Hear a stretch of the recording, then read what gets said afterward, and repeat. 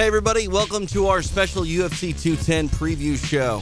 I'm TJ DeSantis. We are live here on the Sherdog Radio Network as we get ready for the card, which takes place tonight in Buffalo, New York, where Daniel Cormier will defend his light heavyweight championship against Anthony Rumble Johnson in, I think, a highly anticipated rematch. Should be exciting.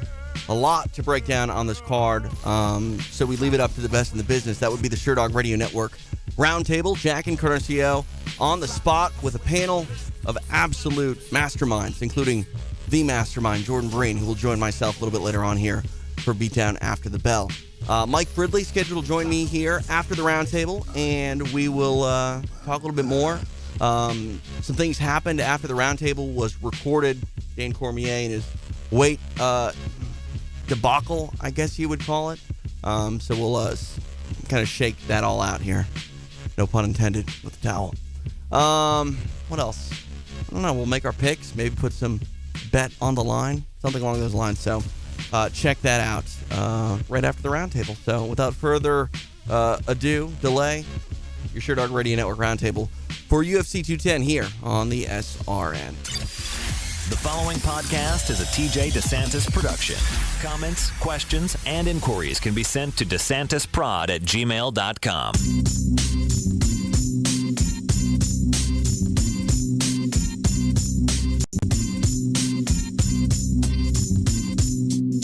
Listening to a Sherdog Radio Network special UFC Roundtable.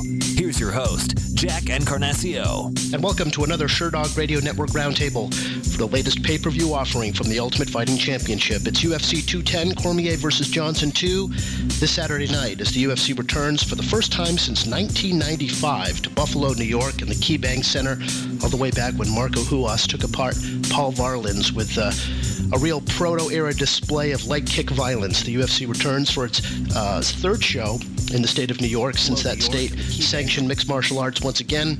Of course, coming off the landmark UFC 205 in November at Madison Square Garden, looking to establish a post in Buffalo as well, with the light heavyweight championship on the line, as well as New Yorker Chris Weidman versus Gegard Mousasi in a highly relevant middleweight bout, second from the top.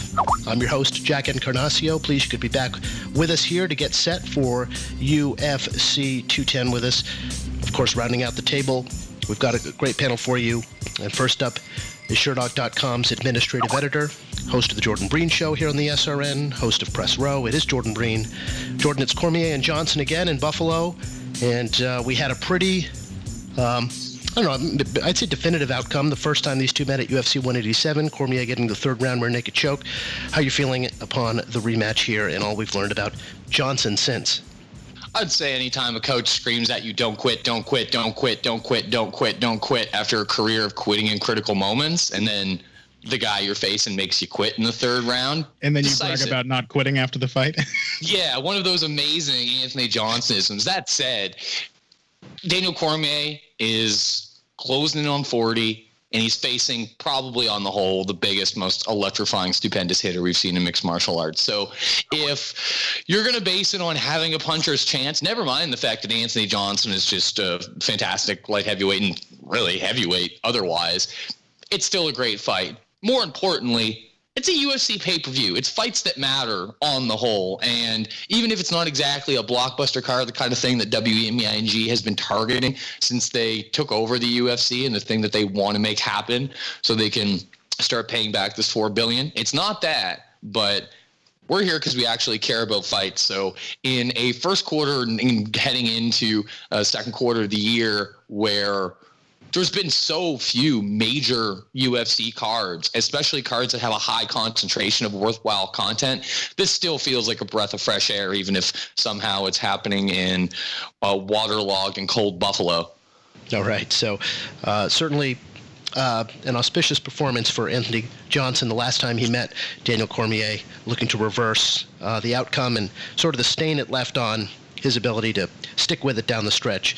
We had a sense that Johnson had those issues even coming into that first fight with Cormier, but certainly after the win streak he's put together since, more than earning the title shot and even boosting his bona fides as, of course, one of the hardest hitters in all the sport and we'll see how it plays out on Saturday. Joining us also to help analyze things is Sherdog.com fight analyst Connor Ruebusch. You can also catch his work, of course, in striking analysis at bloodyelbow.com, badlefthook.com, and the podcast Heavy Hands. Connor, it's great to have you back. Feelings on, overall, Cormier-Johnson 2? Very excited. Sorry for jumping in there. I do consider myself an expert in snidely critiquing the the bad habits of Anthony Johnson. Something I don't feel at all bad about, considering his history with domestic violence. So sorry I had to interrupt Breen during his lovely introduction just to remind him that, in fact, the irony of Anthony Johnson being told not to quit was even greater than he was laying it out to be. I'm looking forward to the fight. The first one, it's interesting, right? Because you referenced before the sort of proto-MMA that took place the last time the UFC was in Buffalo. In many ways, this is kind of a proto-MMA matchup. It's very much the knockout kickboxer versus the submission wrestler. And but the complexities of it, right? It's modern MMA. Both of these guys can do everything with some interesting limitations for both of them. So, and then I'm pretty interested in the rest of the card, but particularly the main card has a lot of fights I'm interested in, especially Weidman Mousasi and Will Brooks versus Chucky Olives, Charles Oliveira. I'm looking forward to all of those. Yeah, the pay-per-view opener there between Do Bronx and the former Bellator title holder. Rounding out the roundtable for UFC 210 is Steve Juon from MMAMania. Steve, welcome back. Thoughts on Cormier-Johnson 2? Always a pleasure, Jack, and it's an esteemed panel, so I'm very happy to be part of it and back on Sherdog Radio again. The fight itself intrigues me because, as the two panelists before me already noted, Johnson has that rare one-punch knockout power. A lot of people say they have it, but Rumble really does rumble when he lets those big hands go. But Cormier seemed to have the kryptonite for him when it came to wearing him out, wearing him down, out-wrestling him, and then submitting him in the third round. So this time, he's got to come up with a better solution for that, and I don't think age alone can be the reason that Cormier fails. All right, so Daniel Cormier, of course, embarking upon probably a legacy-defining run right now. The Jon Jones fight having been perennially delayed for a number of reasons, mostly on Jones's account, coming off the victory over Anderson Silva, the replacement fight for the Jon Jones rematch at UFC 200, looking to get a campaign here going as the light heavyweight champion. So we're going to take a look at it all, of course. They have a slate of preliminary fights, per usual, on Fight Pass and Fox Sports 1 on Saturday. 4 prelims on each, as a matter of fact. And we will blaze through those rapid fire from each panelist. Here's how it shapes up. First fight through the curtain in Buffalo Saturday will be a flyweight contest, as Philippine flyweight Janel Lausa makes his second UFC appearance, taking on the debuting Russian Magomed Babulatov. Lausa is coming off the victory over Yao Ziquei in his UFC premiere. Babulatov is 13-0 in his pro campaign, making his debut Saturday. At women's bantamweight, Caitlin Chikagian, hometown fighter out of New York, will be facing Irene Aldana. Aldana, of course, 4-1 in Invicta before making her debut to Leslie Smith, where she lost in December. To Smith there. Her lone loss in Invicta was to current title holder Tanya Evinger, where Chikagian has defeated Lauren Murphy and lost to Liz Carmouche in her UFC campaign. Josh Emmett faces Desmond Green next on Fight Pass at 155 pounds. This is the UFC debut for the well-traveled Desmond Green, a veteran of the Titan cage and the Bellator cage as well. He's riding a 4-fight win streak coming into his UFC debut Saturday. Emmett undefeated at 11-0 in his pro campaign, having defeated John Tuck and Scott Holtzman in the UFC octagon heading into this fight on Saturday. The headliner of the Fight Pass prelims will be Gregor Gillespie at 155 pounds, taking on Andrew Holbrook. Gillespie out of the Belmore Kickboxing Academy, of course, one of the mainstay gyms for New York-based fighters, getting some shine here in Buffalo. Coming off a victory over Glyco Franca in his UFC debut, veteran of the Ring of Combat circuit is Gillespie. Holbrook has defeated Brantley Nijam and Jake Matthews and lost to Joaquin Silva via first-round knockout in his 2-1 UFC campaign.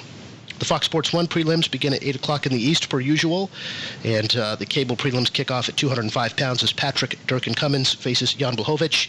Cummins coming off losses to Antonio Rogerio Nogueira and Glover Teixeira, both via knockout. Blachowicz is 1-3 in his last 4, having lost to former title challenger Alexander Gustafsson in his last outing.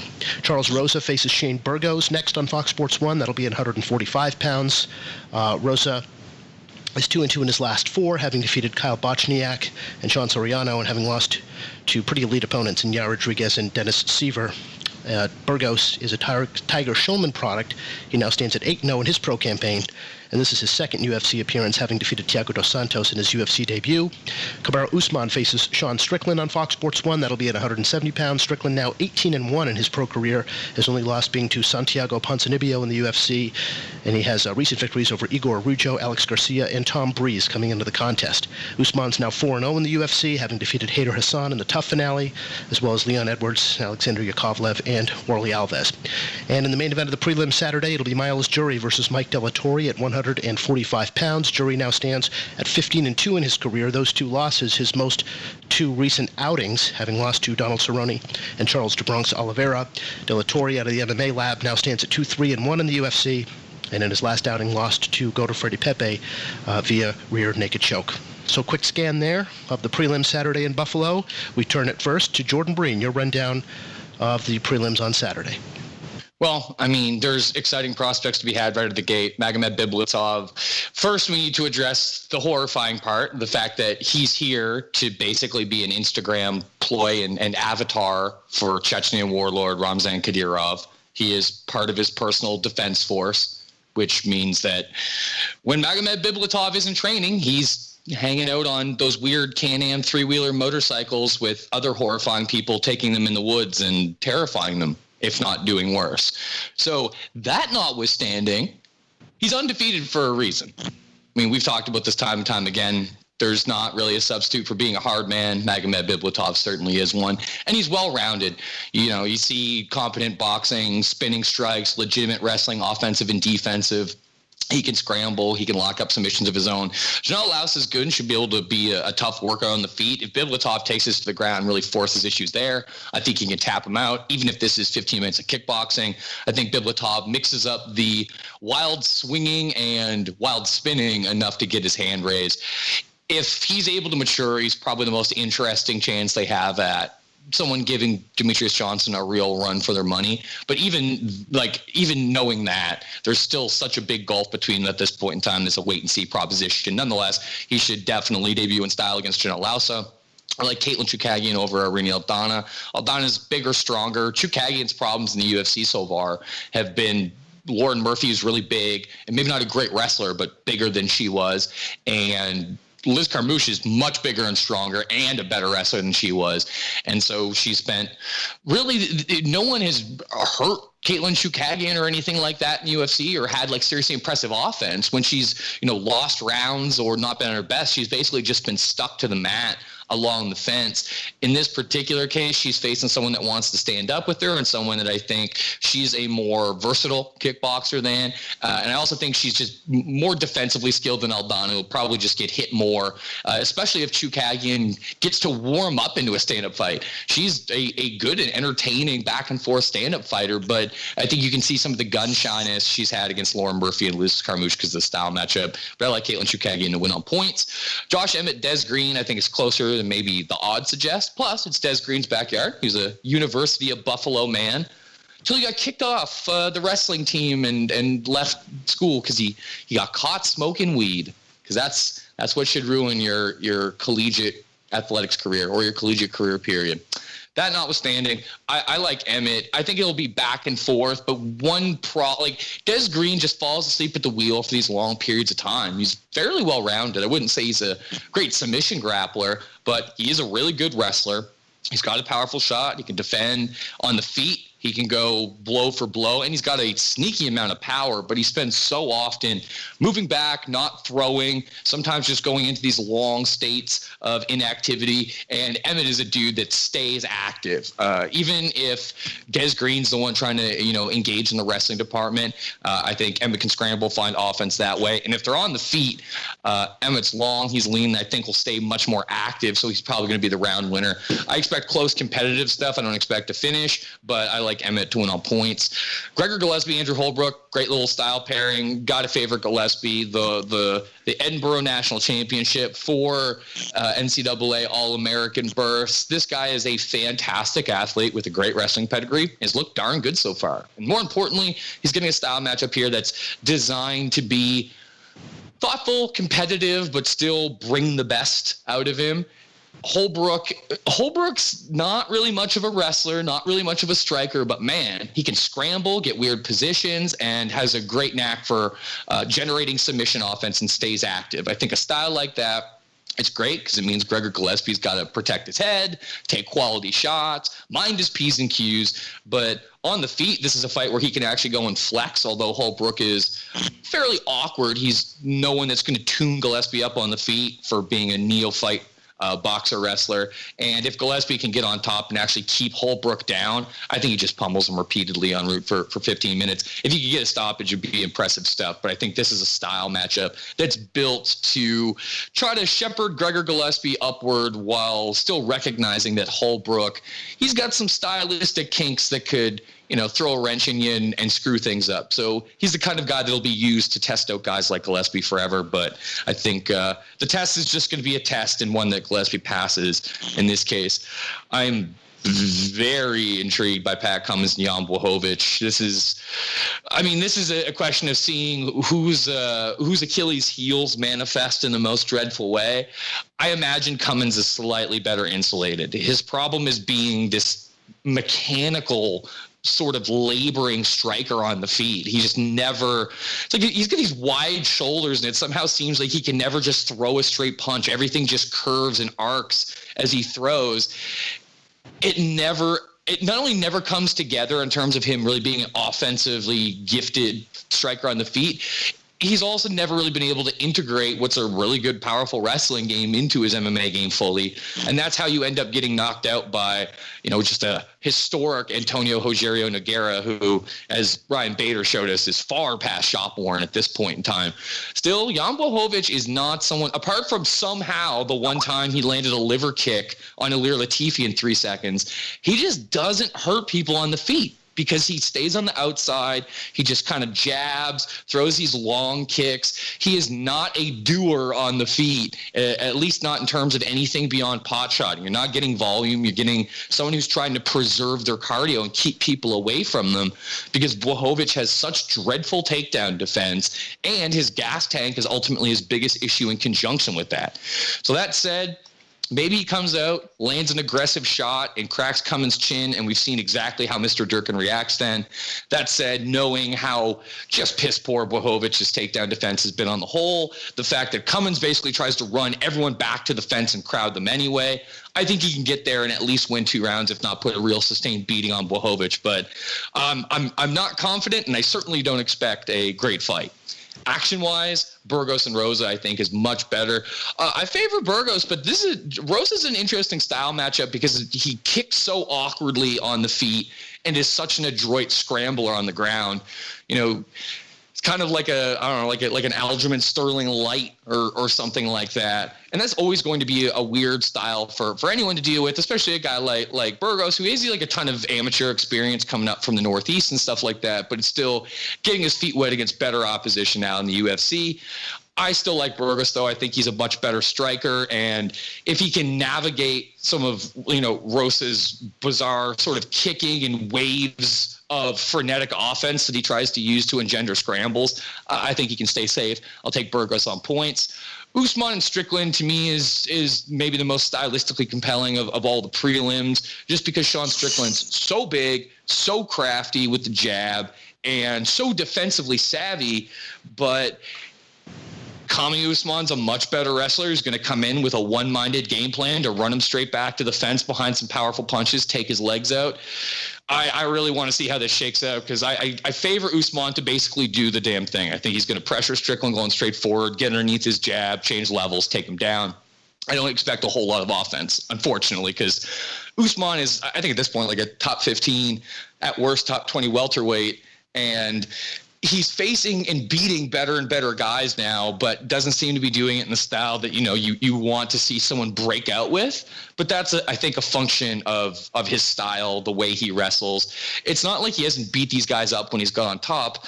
Unfortunately, I think Strickland's going to be even harder for him to beat up because of his body type, especially if Usman's doing a lot of his work around the fence, which is where he likes to be. I think Strickland's going to slide up a lot.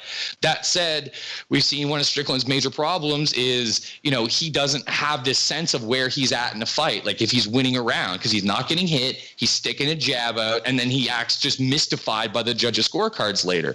So I think Usman's going to be the round winner here, but we are in a time in mixed martial arts where even if ultimately it's still going to favor the guy who's taking you down along the cage and punching and elbowing you, it's not the same free pass it was 10 years ago. If you actually aren't doing shit on top and you're not doing well on the feet, the likelihood of you actually losing a round while spending significant time on top in 2017 it's as large as it's ever been and growing all the time. And the finals, Miles Jury, with Jury's inactivity and changing teams and the like, we'll see how he looks coming back here. This is a fight that I would have very confidently picked him to win a few years ago. Now, less sure. De La Torre, probably more powerful just straight up in terms of the striking game, but not near the grappler that Jury is, even if he's a solid defensive wrestler. And I think Jury can also use his reach and length well standing on the feet as well. So I think Jury will probably try to work a more conservative game plan, knowing kind of what position he's in professionally. And he probably tries to hunt, peck, maybe get some well-timed takedowns to make sure he wins himself a decision.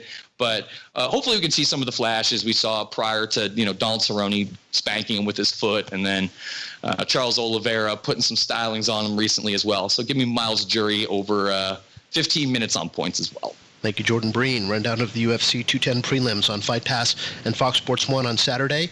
Before we move on to our next panelist on that front, quick peek at the odds for the prelims. Magomed Babulatov is a big favorite in his UFC debut, as high as minus 485 in some places, 500 even. Janelle Lausa, his opponent, out there at plus 415 as the biggest underdog of the card on Saturday. Caitlin Chikagian, the hometown fighter, is favored over Rainey Aldana. Aldana out there at plus 150 at the moment.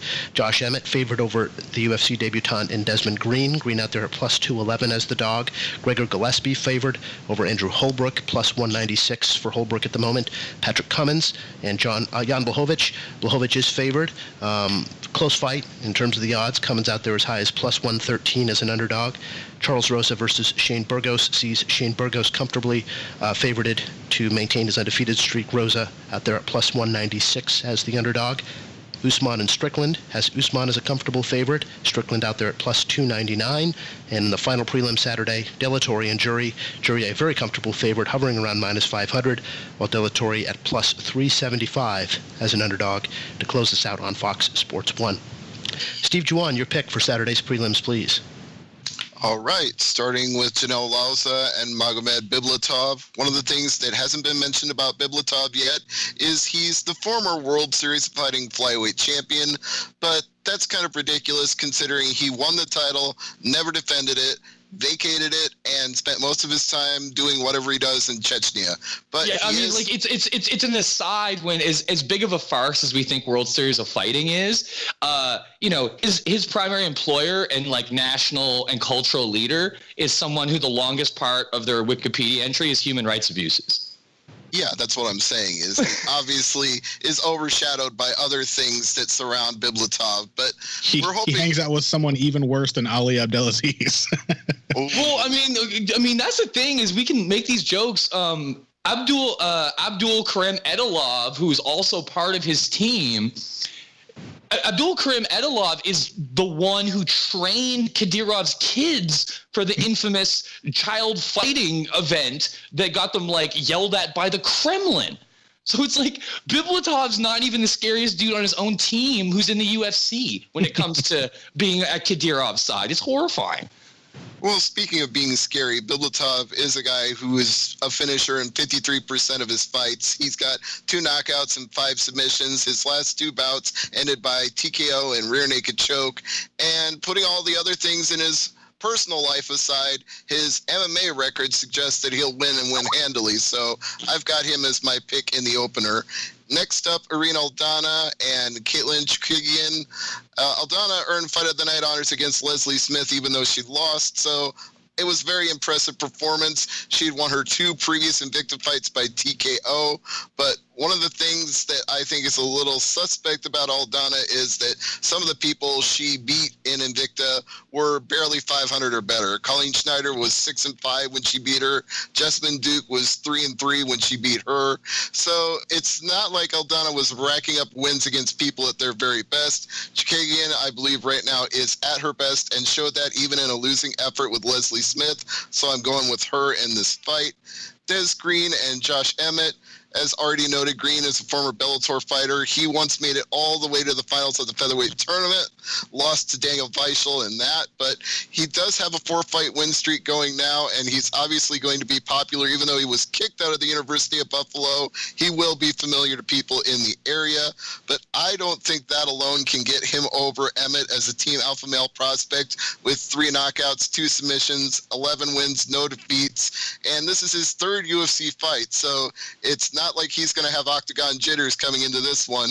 In fact, he should probably be looking to shake those off and really get an impressive decision now if he's wanting to advance up the lightweight ranks, which being 12-0, you got a good shot at doing that. Andrew Holbrook and Gregor Gillespie. Holbrook is 2-1 in his 3 UFC fights. His lone loss being that knockout by Joaquim Silva at the TUF 23 finale. 75% of his wins come by submission, but yet he has not won anything in UFC other than by split decision.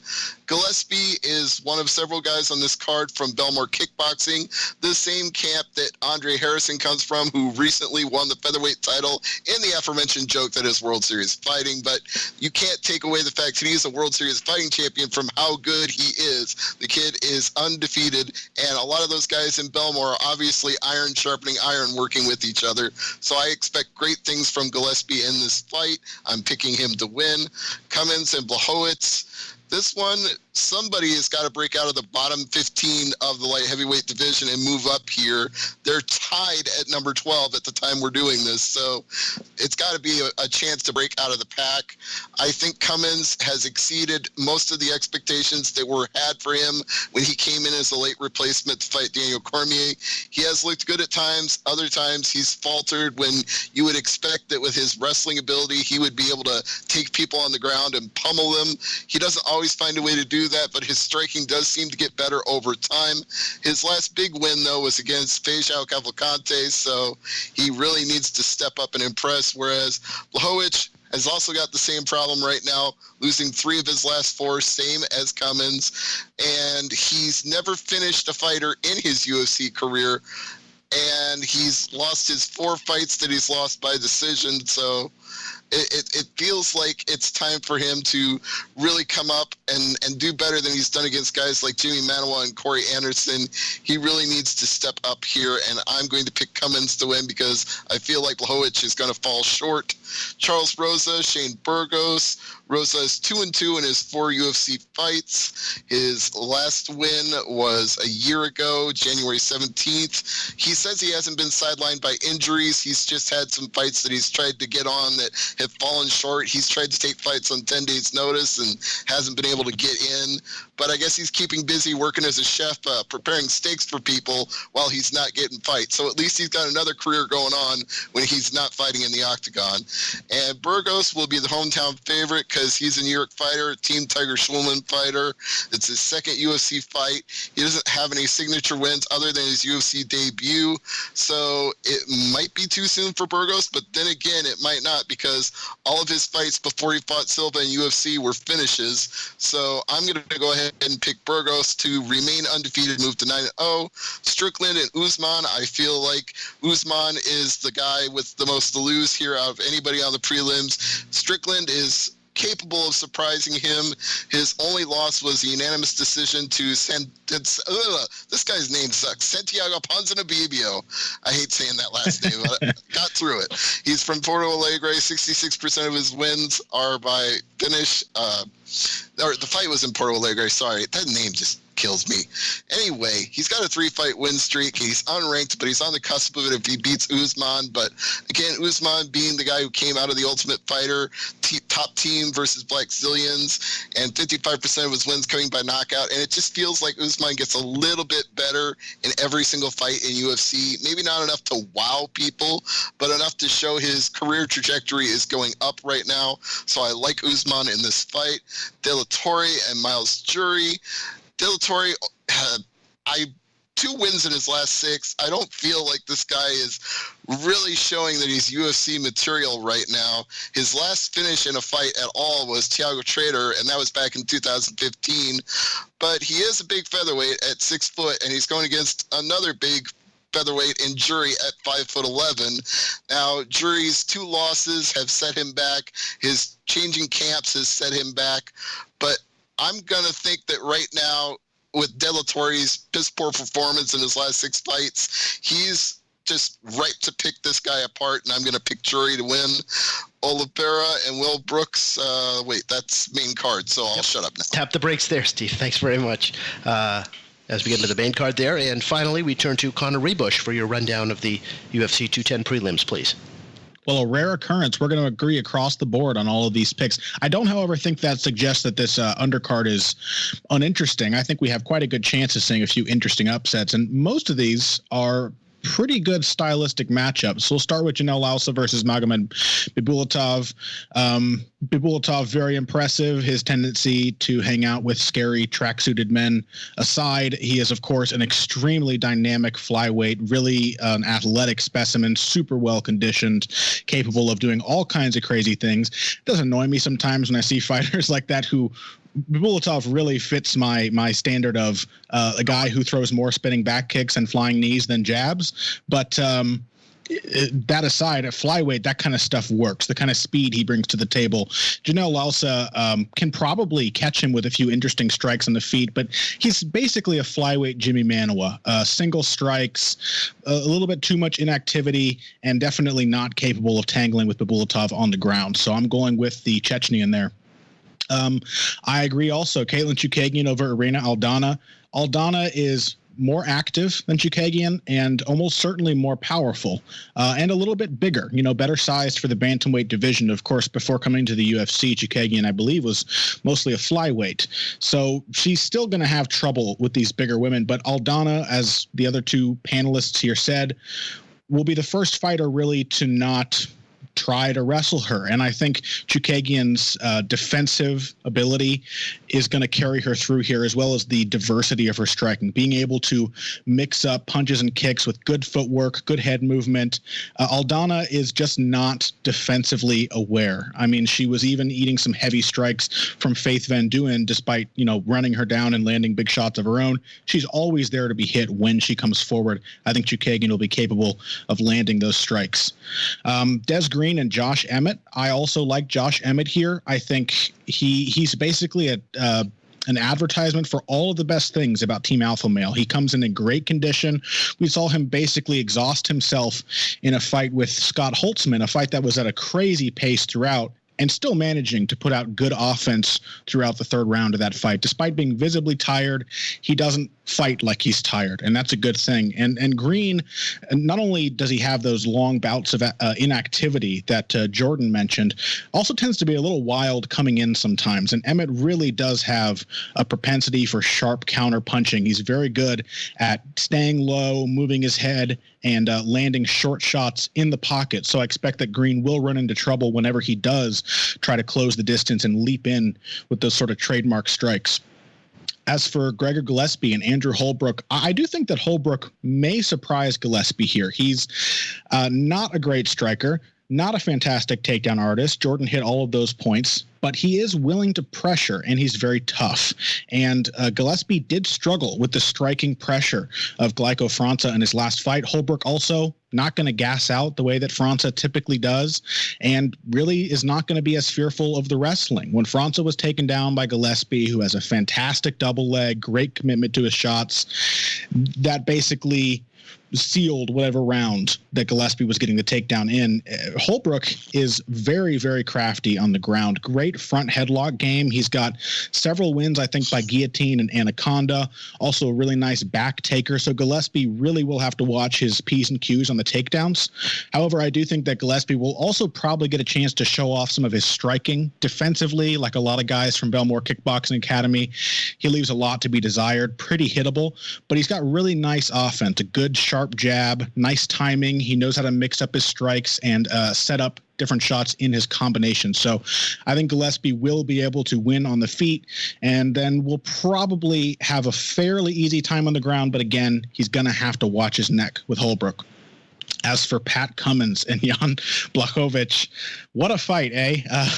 Jan Blachowicz not been looking very good in the UFC. Jordan touched on this, but I do want to emphasize, I think the reason that he is so inactive in all of his fights, that he's so unwilling to really step in and throw combinations, is that he's just not in very good shape. His conditioning is not up to par for the UFC. And so I think he has to watch his output in order to keep from exhausting himself, even if that means fighting at a significantly lower output than pretty much everybody else in the top 15 of this division. Pat Cummins this division, what is it? Say its name. Speak it. Light Say its name. Can we get an echo effect on that, Jack? Yeah, seriously. Like, Jack, go get the Black Scorpion soundbox effect for that. Light heavyweight. Yes. Pat Cummins got a chin problem, and I think the point about him not connecting his striking, it's slowly improving as it is. Not connecting it with the rest of his game is a salient one, but he is willing to pressure. He's willing to come forward. He can be quite tenacious and relentless with his takedown attempts. And Blachowicz, granted, he's faced some pretty solid MMA wrestlers, been taken down by guys like Corey Anderson and Alexander Gustafsson, guys who have proven to be really good at scoring those takedowns and maintaining top position. But while he may not match those guys as a mixed martial artist, Pat Cummins can match most of the best wrestlers in the division as far as, his ability to shoot and ride and hold a guy down. So I think Pat Cummins will probably win a decision there. Featherweights, Charles Rosa, Shane Burgos. Shane Burgos is probably going to win this fight. I do think there's something to be said for the sort of awkwardness of Charles Rosa, his ability to maintain distance, even if he often does that in a way I don't like, the really sort of defensive posture of turning himself side on, relying on that side kick.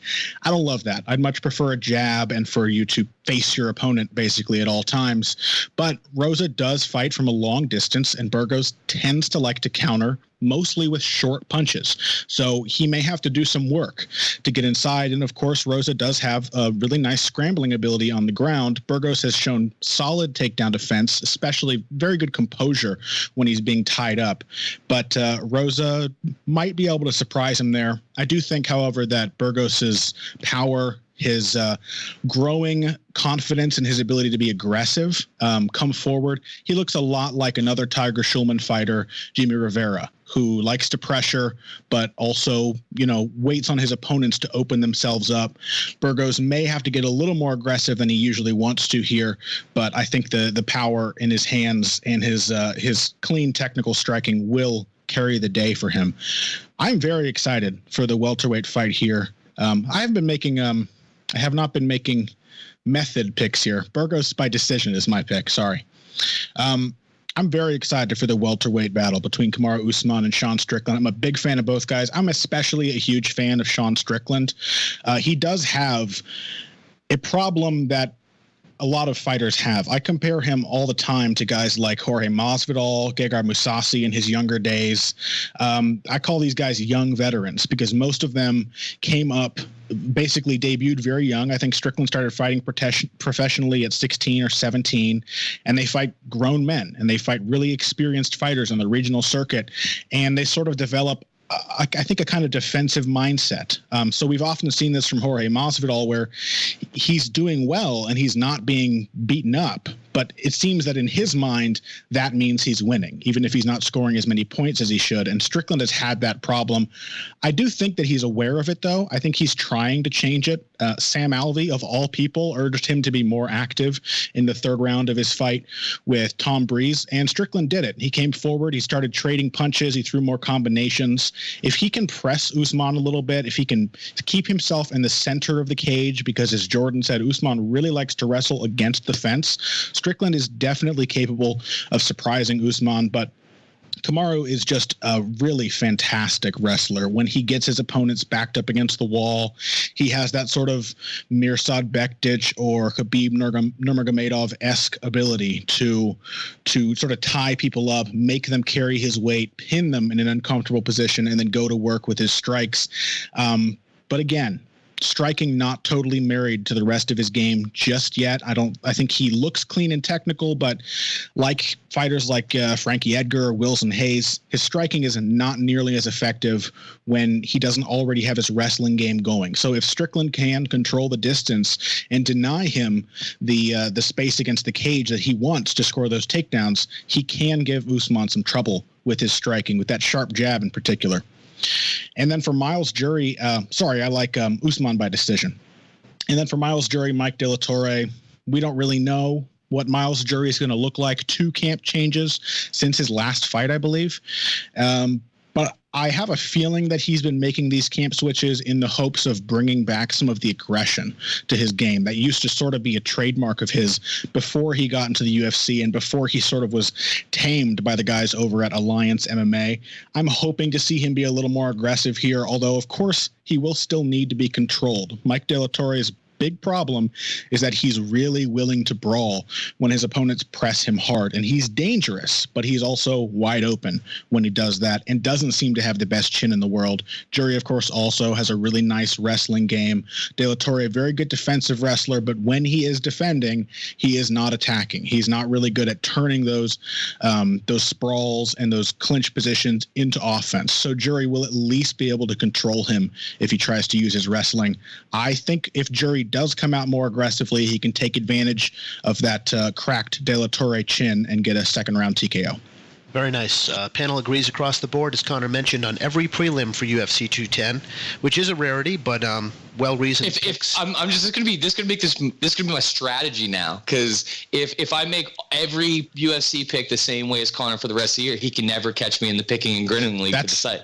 That's my strategy with Zane Simon on the MMA Vivisection over at Bloody Elbow. I'm 2 picks ahead of him right now, so if I just match him every single time, he'll never beat me. That's like a more brutal equivalent of bidding $1 from Price is Right. Yes. 2 profiles in courage right there. Small lead and protect it. Love it.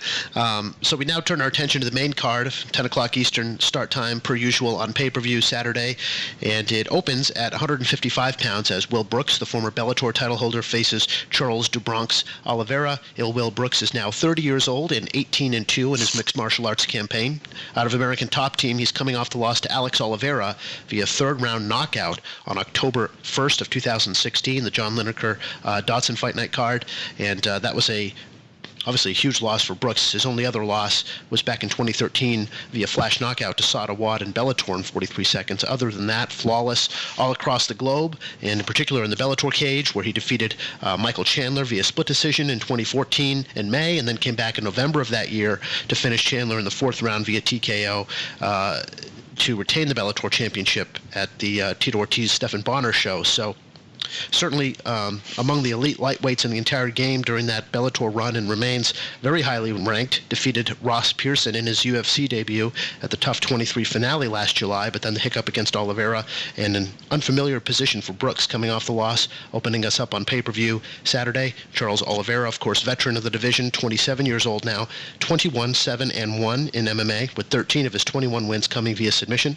He's coming off back-to-back losses against 2 of the division's elite. Ricardo Lamas, the former title challenger, tapped him with a guillotine at 2:13 of the 2nd round. That was back on November 5th of this past year, the Rafael Dos Anjos Tony Ferguson Fight Night card. Prior to that, he lost to former lightweight title holder Anthony Pettis via 3rd round guillotine, so tapped twice via guillotine in his last 2 outings is the submission specialist, Do Bronx. That Pettis loss was August of last year. He beat Miles Jury prior to that via guillotine. And prior to that, he had that real sort of aberrant loss to Max Holloway, where he went down with a mysterious throat injury or shoulder injury, whatever it went down as. It's logged in the Fight Finder. The dreaded esophagus tear on the dubious MMA injury Hall of Fame list, up there with Ricardo Arona's dengue fever and BJ Penn separated rib. And Tito Ortiz's cracked skull. Oh, absolutely! Actually, that's the centerpiece of the gallery. And if Mike Tyson had gotten into MMA as he wanted, his cracked spine would have also, I broke my back, spinal. No, the way he said, I broke my back. And Jim Gray's face is just mind blown. Yeah. And he had to clear it up. But my back is broken. He seemed to think that Gray was not understanding what broken back meant, so that's why he cleared up by saying in his lovely lisp, spinal. He had to explain which area of the back was Tito injured. tried to explain too, because he looks to Justin McCulley and goes, "What was it, Justin? My 56, 8, and just like he sounds like he's playing Battleship for a second. He knows nothing about the cervical column and spine." But it's a Mike Tyson mystery. He talks about it a lot for someone who doesn't understand it. Yeah, I think that cracked skull, one of the rare athletic commission, 90-day suspension, open parenthesis, cracked skull, close parenthesis. But as far as Charles Oliveira goes, only losses to the absolute best in the division that he's come up against. Talked about Lamas, Pettis, Holloway, Edgar, Swanson, Cerrone. Jim Miller was his first UFC loss at UFC 124. Other than that, really has excelled against kind of like that more mid-tier opposition. So will be interesting to see how he fares coming off 2 losses against Will Brooks. A very important fight for both of these competitors to kick us off on pay-per-view at 155 pounds. Conor Ruebusch, let's circle right back to you. Is it Will Brooks or is it Charles Oliveira in Buffalo? Well, the first thing I have to say here, 2 things I have to say. Ill Will Brooks, easily one of the best nicknames in MMA. Let's give that a little love, because this is the sport of terrible nicknames, unimaginative. Ill Will is perfect. Secondly, this is the first year in quite a long time in UFC history that Joe Silva is not making matches, but clearly his legacy lives on, because Joe Silva was always a fan of making weird inside joke matchups, such as the classic battle between middleweights King Kevin Casey and Elvis the King Mutapcic. He loved those, where there was some kind of little riff on the fighters' nicknames. In this case, Will Brooks, having lost to a man named Oliveira who can't make weight, gets his comeback bout against a man named Oliveira who can't make weight, and therefore had to move up to the lightweight division. Of course, not making featherweight makes him instantly a much more forgiving opponent than Alex Cowboy Oliveira was, who is honestly a large welterweight, and I don't know how he ever made the lightweight division. It's tantamount to the fact that Anthony Johnson used to occasionally make the welterweight limit. It's really, really crazy. So I think that puts that fight into perspective, right? We can be honest, it didn't look good for Will Brooks. He's a guy who was a solid champion in Bellator, several title defenses, but who has a problem because his style is really well suited to 5-round fights. He is a patient, calculated fighter who likes to deny his opponent's offense, nullify them, and then sort of pick them apart. He's very sort of George St. Pierre-esque in that way.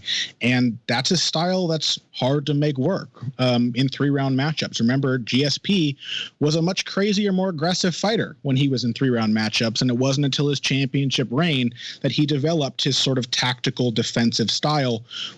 Will Brooks developed that style as a champion, and now he's not a champion anymore. So it's tough for him. The fight with Alex Oliveira only made that more difficult because Oliveira was huge, 10 pounds over the lightweight limit. And again, as I said, already a very large welterweight.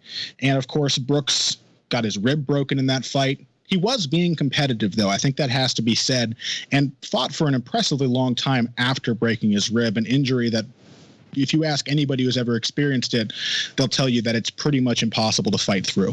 And Brooks did a pretty creditable job of doing that I think he's probably going to dominate Charles Oliveira here. Oliveira's best chance is to get this on the ground, but even if he does, even if he can get through the top-notch wrestling of Will Brooks, he's going to have a hard time really locking something up. Oliveira is definitely one of the most dangerous submission grapplers around this weight in the world. Very aggressive, very crafty, very quick on the ground. But Will Brooks has always had fantastic submission defense. He tangled with Marcin Held for 4 rounds, sitting in his half guard, stopping leg lock after leg lock with no difficulty whatsoever. And on the feet, he's going to have an opponent who pressures him. It's going to be a little harder to nullify, but I think Brooks is probably capable of standing toe-to-toe if he needs to, backing Oliveira off. And of course, if we're talking about Will Brooks's capability to fight through a broken rib, we can compare that to the sort of incapability that Charles Oliveira has to fight through almost any sort of pronounced pain whatsoever. Whether we're talking the strange delayed knockout against Cub Swanson, the infamous esophagus tear that, frankly, I don't really believe happened against Max Holloway, the fact that Nick Lentz, a pretty rudimentary striker, almost knocked him out and forced Oliveira to cover up and turn his back by landing one good right hand.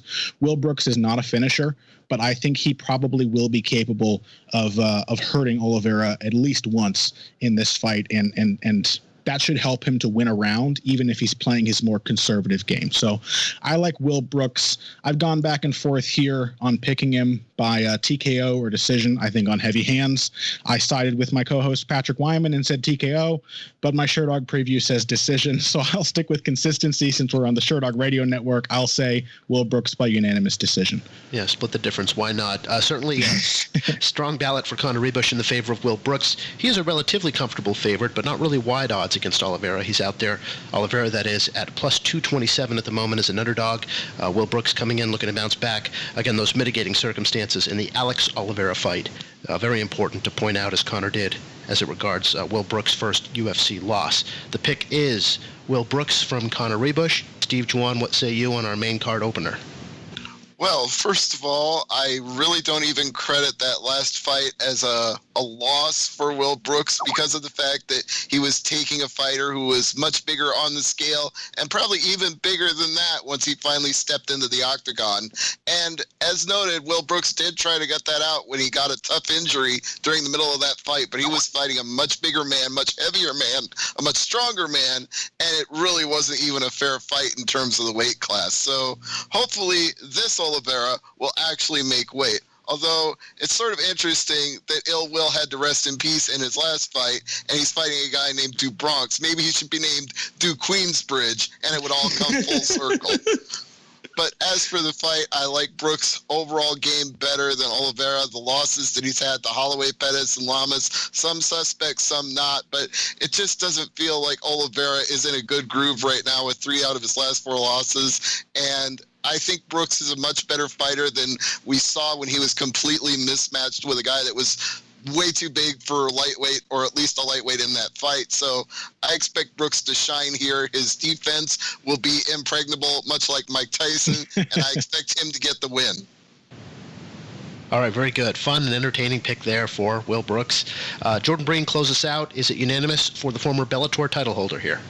That really is the deficit of the Ill Will nickname, is the fact that the most famous Ill Will is Nas's homie, who's just always been dead to everybody. Like we all know Ill Will through Nas's raps, but we never got to know him. And frankly, Will Brooks is still not as famous as the dead one. If you if you dropped it like Will Brooks diss track, you always have constant people saying like, Ill Will, rest in peace. It's like AZ, right? AZ shined on those Nas records and then kind of vanished. Oh. I mean, this is a separate podcast. It's possibly a great one. Nonetheless, I like Will Brooks to get the job done, clean sweep around here. My question is the one of a finish, because as Carter pointed out, I think that Will Brooks is a natural finisher, but he is someone that can overwhelm, and Charles Oliveira is certainly someone who can be overwhelmed because he's what's the game playing term, glass cannon, whatever. Like, this guy is just all offense. Yeah. The minute there's some kind of adversity on him, it's a pretty much danger zone. He's truly one of the most breathtaking offensive grapplers I've ever seen in mixed martial arts. And yet he gets hit or gets hurt or something goes wrong for a second, and he ends up running headfirst into like Pettis guillotine, Ricardo Lamas guillotine. He even gets submitted because he's that over aggressiveness that that completely single-minded focus on offense is still there on the ground. It's just that he's, much better on the ground.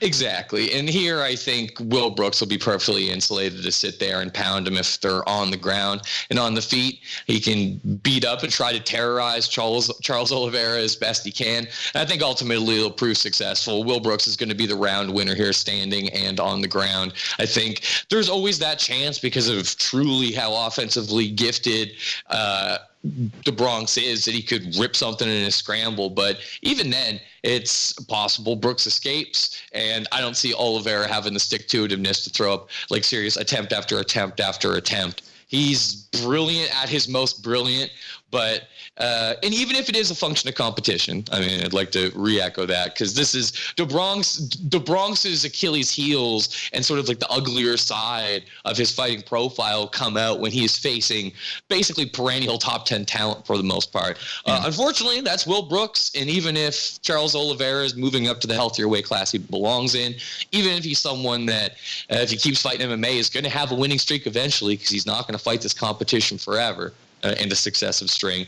But for now, I think bare minimum loses on points to Will Brooks pretty one-sidedly, with the possibility that he gets hurt maybe once and just overwhelmed by Brooks keeping the pressure on with punches.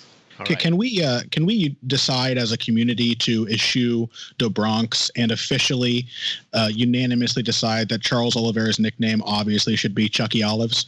But well, I think everyone should have like the Gambino like takeoff name, but he's like still trying to hold his block down. You know what I mean? If you like name yourself after like your neighborhood and like your crew, or like your team, I don't feel like we can take that away from you. I did have someone crack me up, probably inappropriately, and I'm probably an idiot for laughing at this, but somebody said, "Hey, Chucky Olives, ease up on the olives," which I think shouldn't be as much of a problem at lightweight, but it irrationally made me giggle earlier today. Well, maybe we should take a page from the firm and call him Charles Escobar. Yeah.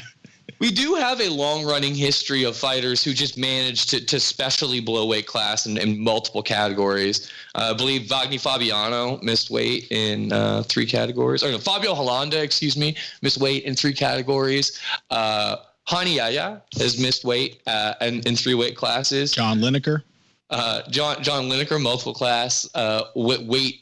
That's the special skill. That's Anthony Johnson, of course. Yeah, how many weight classes did Rumble Johnson just not even come close to making? Finally, a non-Brazilian on the list. Right. Yeah. We're not racist, people. It's not just Brazilians. Anthony Johnson, of course, made everyone in the MMA world crack up when he finally decided to move up to middleweight and missed the limit by 10 pounds. Oh my God. Yeah, I'm desperately hoping he throws away his chance to win the belt and comes into this fight at like 225. Yeah, what a profound example he is. I mean, look where he's at. Here he goes for the championship at 205 on Saturday for the second time. And he thought his meal ticket was toiling, to say the least, to get to 170. It's like the dude just gave up all that mess, and here he is. I mean, what a testament.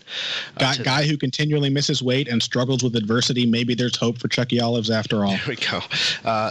Second on the pay-per-view, coming up on Saturday, will be a pair of UFC veterans, grizzled vets, in fact, as Thiago Alves, the former welterweight title challenger, steps in against Patrick Cote here at 170 pounds. Pitbull is now 33 years old and 21-11 in his mixed martial arts career, still working out of American Top Team, coming off back-to-back losses in the octagon, most recently to Jim Miller via unanimous decision at UFC 205 in Madison Square Garden, and prior to that, Carlos Condit via doctor stoppage between the second and third rounds at UFC Fight Night 67. That was in May of 2015, so a full year plus on the shelf for Thiago Alves before his most recent outing.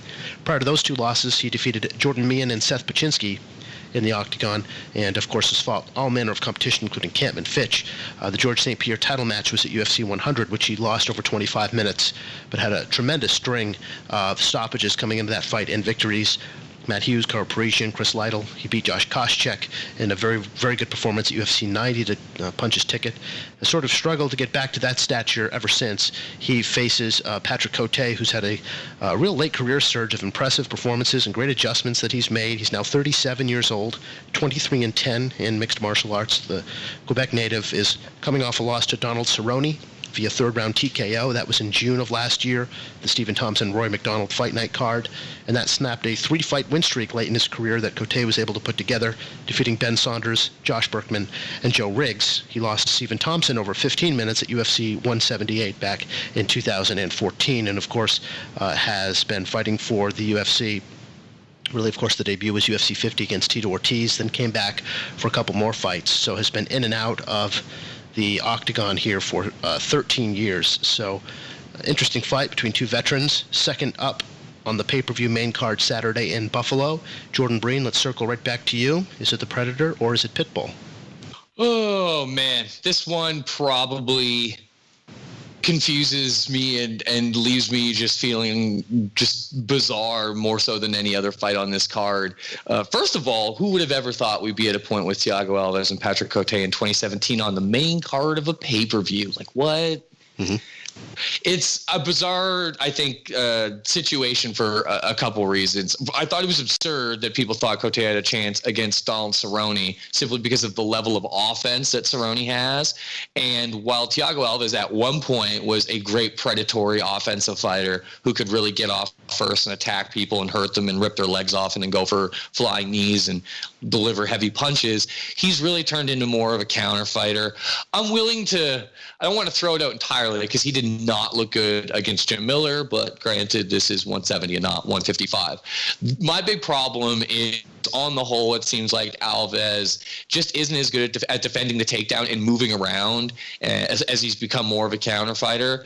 And the one thing that has always anchored Cote for, you know, I mean, his late UFC return, not even just the welterweight run, you know, beating Saunders and Berkman and Riggs, but even going, you know, back to when he was coming back to the UFC and trying to put wins together in Quebec, he just basically became this clinch-oriented, takedown-minded sort of tactician. Like, Patrick Cote has an incredible chin and can hit hard, but his great skill is basically in just trying to nullify his opponents and then game the system and score points and win. And against a guy like Alves, who doesn't move as well anymore, and Cote will be deliberate in that game and just trying to, trap him on the fence, move him back with punches, hold him there, and then go for late takedowns and tie him up. I don't know that that's a good recipe. If Alves could move around and show any kind of spring in his step, he could really hurt Cote, work the leg kick game. But I don't know if he has that movement anymore, especially as he's become much more reliant on the counter. So I'm still really completely open to suggestion on what we might see here, and I hope for any kind of vintage for either guy at this point in time. But ultimately, I think Cote, being the cynical technician, will be enough to earn him a decision. Now, there's a nickname, Cynical Technician. That's money. Patrick Cote is the pick of Jordan Breen. The odds here on this welterweight fight favor the Predator. Alves out there at plus 140 is the underdog at the moment. Connor Ruebusch. Another one that does sound like a rap nickname. I can easily imagine, like, Cynical Technician being one of Mortal Technique's other lines like that.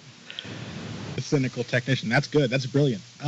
I like this fight. I think it's actually really difficult to call because, of course, both guys are old and shop-worn.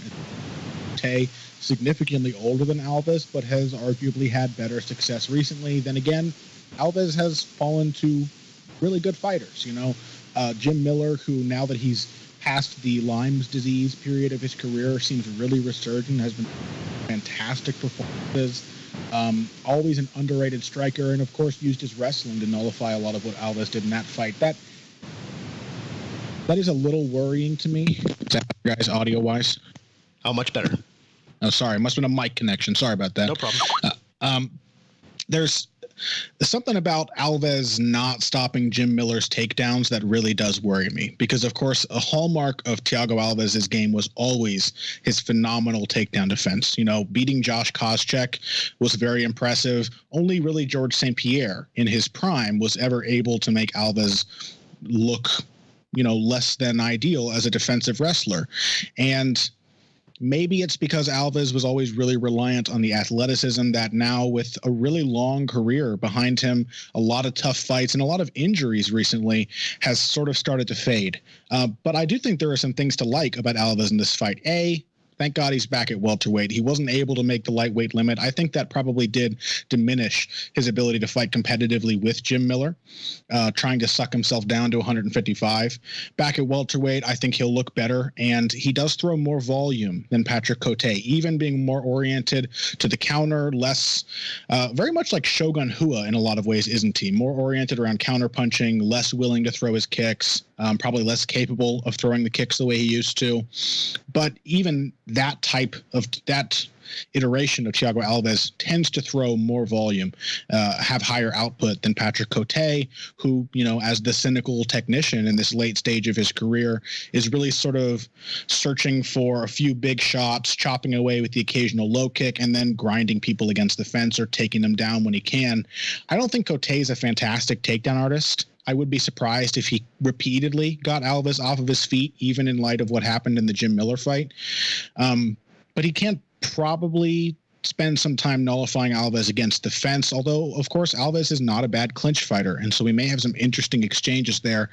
I think, however, that Alves is going to have enough output to sneak by with a close decision over Cote, whose chin is not as good as it used to be. Of course, always well known for having a great chin, but he's been getting knocked down a lot more lately. Of course, he was knocked out with strikes to the back of the head by, who was that? Alessio Sakara. Dropped a few times by Stephen Thompson, and then recently knocked out by Donald Cerrone. Again, those are all better fighters than Thiago Alves, but all Alves really needs to sort of overcome one bad round of being controlled is to stun Cote a little bit. And I think being still a very accurate and precise puncher with considerable power in his hands, he probably can create at least one of those moments and then coast by just landing enough volume to squeak out a round here or there. So I take Alves by decision here. Very good. We have our first instance of dissension here on the UFC 210 Roundtable. A ballot for Alves from Conor Ruebusch. Jordan Breen likes Patrick Cote. Steve Juon, it falls to you to arbitrate. Who's correct here? Well, first things first, we need to embargo the name Pitbull for fighters. The only person who should be called Pitbull anymore is Mr. 305 out of Miami. So correct. That aside, listen, we all love John Lineker, but Hands of Stone, come on, man. You can't use that one, right? It's been taken by the best. Well, so just leave it alone. Dude, he's obviously deep into sort of co-opting. He's named after Gary Lineker, the British soccer player. He's like, that's why he's John Lineker. Hilarious. I'd like to choose my last name. That'd be awesome. Well, I mean, that's like a thing though. That's like prestige naming. Like I was literally thinking about this today because one of the places I want to say like the New York Magazine or something ran a huge article on prestige naming in Cuba a few years ago. But literally today, when the IOC announced the revocation of all those gold medals for like Artur Teymazov and all these other people, and like I'm reading about the people that have been promoted into medal positions as a result of these revoked medals in wrestling. And there's going to be a guy now from Cuba getting a medal, a bronze, named Disney Rodriguez. Spelled like exactly the way that you would think, So it's just it's one of those common things. People get wild names because in places they just think like, oh, that sounds cool. That sounds mad fancy. There's a reason that like there's 1 million Brazilian people literally named after Michael Jackson in some form and fashion. Another option is to move to Thailand and start your own Muay Thai gym. You can have literally any name you want. Yeah. Such as Sanchai, who's now Sanchai Sor Kingstar, I believe, but during a wonderful period of his career was Sanchai PK Sanchai Muay Thai Gym. That was always good. Well, the best of all time is Manny Pacquiao's rivalry with the 3K Battery brothers, Megdawon and Sean.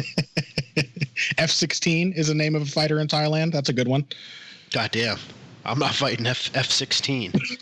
Who wants to, right? Jesus. Go ahead, Steve. All right. Well, getting back to this fight, I feel like both of these fighters have a signature loss that they've never really come back from. In Patrick Cote's case, it was Anderson the Spider Silva. He got all the way to that mountaintop and then lost by a TKO with a knee injury when he was fighting for the middleweight title. Now, he did leave UFC, go on a bit of a run outside of it, come back, and as has been mentioned, has been resurgent in his later career in UFC. So props to him for the comeback, but it does feel like it's a tall mountain to climb to get all the way to the top of the welterweight division for him. And for Alves, that signature loss was George St. Pierre. Since that time, he's won one, lost one, won two, lost two. Very inconsistent for Alves. Now, he is younger at 33, 5'9", 70-inch reach, but Cote is the more strategic striker, the guy who will clinch you, pin you against the fence, dirty box you. He will make you suffer, and on the ground, he is pretty damn good when it comes to finding submissions. So I like the fact that even though he's the older fighter at 37, he's 5'11", he's got a 71-inch reach, so he's got the height, he's got the length, he's got the skill, and maybe even like Brooks, he's got the will. So I'm going to pick Patrick Cote to win this fight. Very good. 2 ballots for the Predator to defeat Thiago Alves in a battle of longtime UFC veterans' second fight on the pay-per-view main card Saturday in Buffalo at UFC 210. We come now. Remember when Thiago Alves almost had to retire after brain surgery like 7 years ago?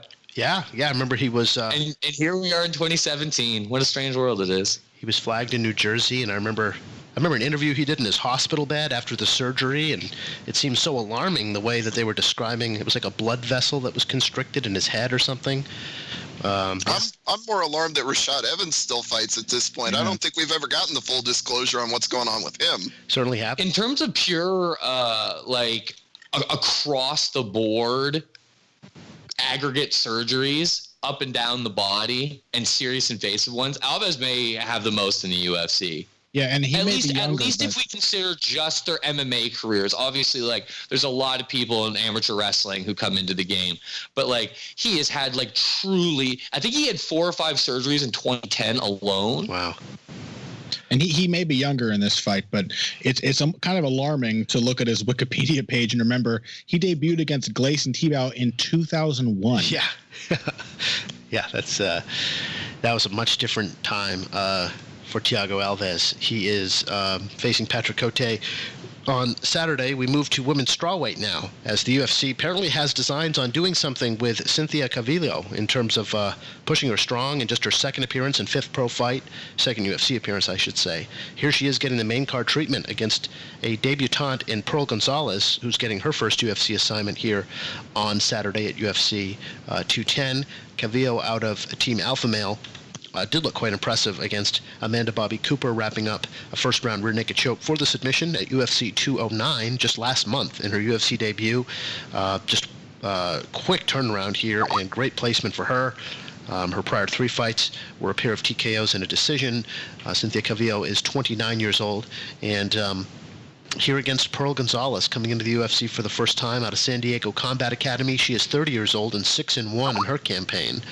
Her most recent fight was a second-round armbar victory over Katie Kalmansky-Casimir on the Hoosier Fight Club card, April 30th of 2016. So she's been on the shelf for a year. Her one pro loss was in her debut to veteran female MMA fighter Muna Holland back on a 2012 Ring of Combat show. Also a really good amateur record for Pearl Gonzalez. But Cynthia Calvillo with a big opportunity here to get spotlighted and extend an undefeated streak and get something going here as top name in the women's strawweight division. Interested to see what the panel thinks of all this. Jordan Breen, will start with you. Calvillo, what do you see here? Well, I think she's a really good fighter, period, but she's also in here with actually a really good fighter, and this is a great little pairing. I think there's like the reflex to look at this, and I think 2 things. I think a lot of people see just how suddenly Calvillo came on with the Amanda Bobby Cooper win, and then see her on the main card of a pay-per-view, and probably instantly have a cynical sort of take of like, what is this? who is this person that is suddenly here and is being thrust down my throat into this position? And I think there's also probably a reflex to assume that because she's in that position that Pearl Gonzalez is just being sacrificed to the altar here. And I do think Cynthia Calvillo is going to win, but Pearl Gonzalez is much better than she is on the feet. Pearl Gonzalez is just a much more skilled, polished striker with her punching and kicking game, classic kind of upright Muay Thai. But she's also a very good grappler. And ultimately, I think that's going to be the undoing for her, the fact that she likes to scramble. You look at Pearl Gonzalez, most of her finishes are by submission, but they're in these fights where she's trading positions constantly. And against someone like Cynthia Calvillo, you saw it's not just that she finished Amanda Bobby Cooper. It was the whole setup to the submission, how sudden it was, how impressive it was. So I think ultimately here, Pearl Gonzalez is going to end up in a scramble and probably get her back taken and probably get choked out or armbarred or something like that. That said, for as long as this goes, I think we'll definitely have fun exchanges on the feet because Cynthia Calvillo is aggressive and just goes out for the takedown, but still doesn't have a well-rounded striking game yet. So I think Pearl Gonzalez can probably mark her up a little bit early on. But ultimately, this is a fight that's going to the floor. I've yet to see a Pearl Gonzalez fight that didn't end up there and end up any sort of wild positional exchanges. And I don't think you can have a whole lot of those against Calvillo before she ends up finishing off. So like Cynthia Calvillo by submission, but Pearl Gonzalez can definitely at least have a cup of coffee in the UFC and will be wildly entertaining in doing so. All right, so worth keeping an eye on the UFC debutante Pearl Gonzalez, though she is not the pick of Jordan Breen and is the underdog in the favorite in the odds at the moment. Gonzalez out there as high as plus 246 against Calvillo at UFC 210 on Saturday. Conor Ruebusch. Yeah, those odds strike me as a little high for a fighter as unproven as Calvillo. She's obviously got a lot of talent, looked phenomenal in her debut against Amanda Cooper, but, you know, how can you not have questions about a fighter who's only 4-0, very inexperienced, very young in the sport? She does, however, have a lot of great things going for her, right? She's like all team alpha male, or at this point, although Paige Van Zandt, I think, left alpha male recently. So Cynthia Calvillo may be the only alpha female left at that gym, but like all the fighters who've come up under Uriah Faber, great scrambling, really solid takedown game. She does, I think, have better defense than Pearl Gonzalez on the feet. It's really the only area in which she's probably a better striker. Gonzalez throws really nice, stiff ramrod punches, good hard kicks. Calvillo really relies on sort of a dip jab and a lot of footwork. I can definitely see if the upset happens, one way in which it might come about is that Calvillo throwing that sort of awkward hunched over jab ducks right into a head kick from Pearl Gonzalez. I can definitely see that happening. Although, as Jordan said, Gonzalez likes to scramble. She likes to grapple. She's like the super confident blue belt jiu-jitsu player in that she is constantly being put in submissions and being reversed, but is also very comfortable with that, which is kind of a double-edged sword because you're not going to scare her into a panic tap, but also she kind of lets herself get put into triangles and arm bars and lets her back get taken and all kinds of things like that. She really likes the scramble, whereas Calvillo excels in the scramble but looks to secure position. I think that is really going to be what secures the fight for her. I expect Calvillo to probably get Gonzalez's back at some point. I'm expecting maybe a rear naked choke submission in round 2. And Steve Juon, is it unanimous for Calvillo? Well, I did want to give Pearl Gonzalez a good hard look as the newcomer before I made my pick. I went through her Sherdog Fight Finder record, and I saw 4 wins by armbar, and I immediately thought, Ronda Rousey light. I mean, figuratively and literally, winning by armbar every time she gets a submission and being the smaller fighter at strawweight. But I don't know if that means she'll ever achieve the level of success Ronda did before she flamed out. That will remain to be seen. She'd have to get a win against somebody like Calvillo, and I feel like Calvillo is being thrust into the spotlight here with good reason because she took that fight with Amanda Cooper on 10 days' notice, was very impressive getting the first round rear naked choke, and obviously took no damage, which made it possible for her to make the quick turnaround here. Maybe it's too much too soon, but I feel like Calvillo has got more skills to offer. She's a finisher. She's got 2 knockouts and a submission. And yeah, she's young in her career at 4-0, but Gonzalez is young in her career too at 6-1. So it's not like there's a huge experience gap between the two of them that suggests to me that a team alpha male or alpha female, if you prefer, fighter can't get the job done here in this fight. I think she just has to be wary of Gonzalez getting into an advantageous position if it goes to the ground. But team alpha male fighters are pretty good at the sprawl and brawl, so I don't think that's going to be a problem for her, and I'll pick Calvillo. All right, so 3 picks across the board there for Cynthia Calvillo to remain undefeated and pick up her second UFC victory on the UFC 210 main card against the debuting Pearl Gonzalez. That brings us to our co-main event of the evening on Saturday in Buffalo, and it's New York fighter Chris Weidman stepping back into the cage after a difficult and crushing loss to Yoel Romero in Madison Square Garden at UFC 205, looking to bounce back and maintain his stature, the former champion, of course, in the middleweight division against the streaking Gegard Mousasi. Well-made fight. Interesting stakes for Mousasi, as this is the final bout on his current UFC contract, and he's made some hay about that in pre-fight remarks and interviews and the such. So not happy, of course, with the way the middleweight title picture has been put on hold, with Michael Bisping electing to fight George St. Pierre with a very hazy timeline for that particular fight. So a lot on the line for Mousasi here, more than meets the naked eye. 41-6-2 in his pro career is the 31-year-old Mousasi. He's riding a 4-fight win streak in the UFC. Most recently put away Uriah Hall via first-round TKO in November. Defeated Vitor Belfort via second-round TKO at UFC 204 last October. In July of last year at UFC 200, he defeated Thiago Santos via first-round TKO, and he defeated Tavish Leitis over 15 minutes. In February 2016, the night Michael Bisping defeated Anderson Silva in the main event there in London. Those 4 victories represented a bounce back from one of the more humiliating upset defeats in UFC history, as Uriah Hall, despite being widely outmatched against Mousasi, landed a tremendous spin kick and then a knee and punches to defeat him.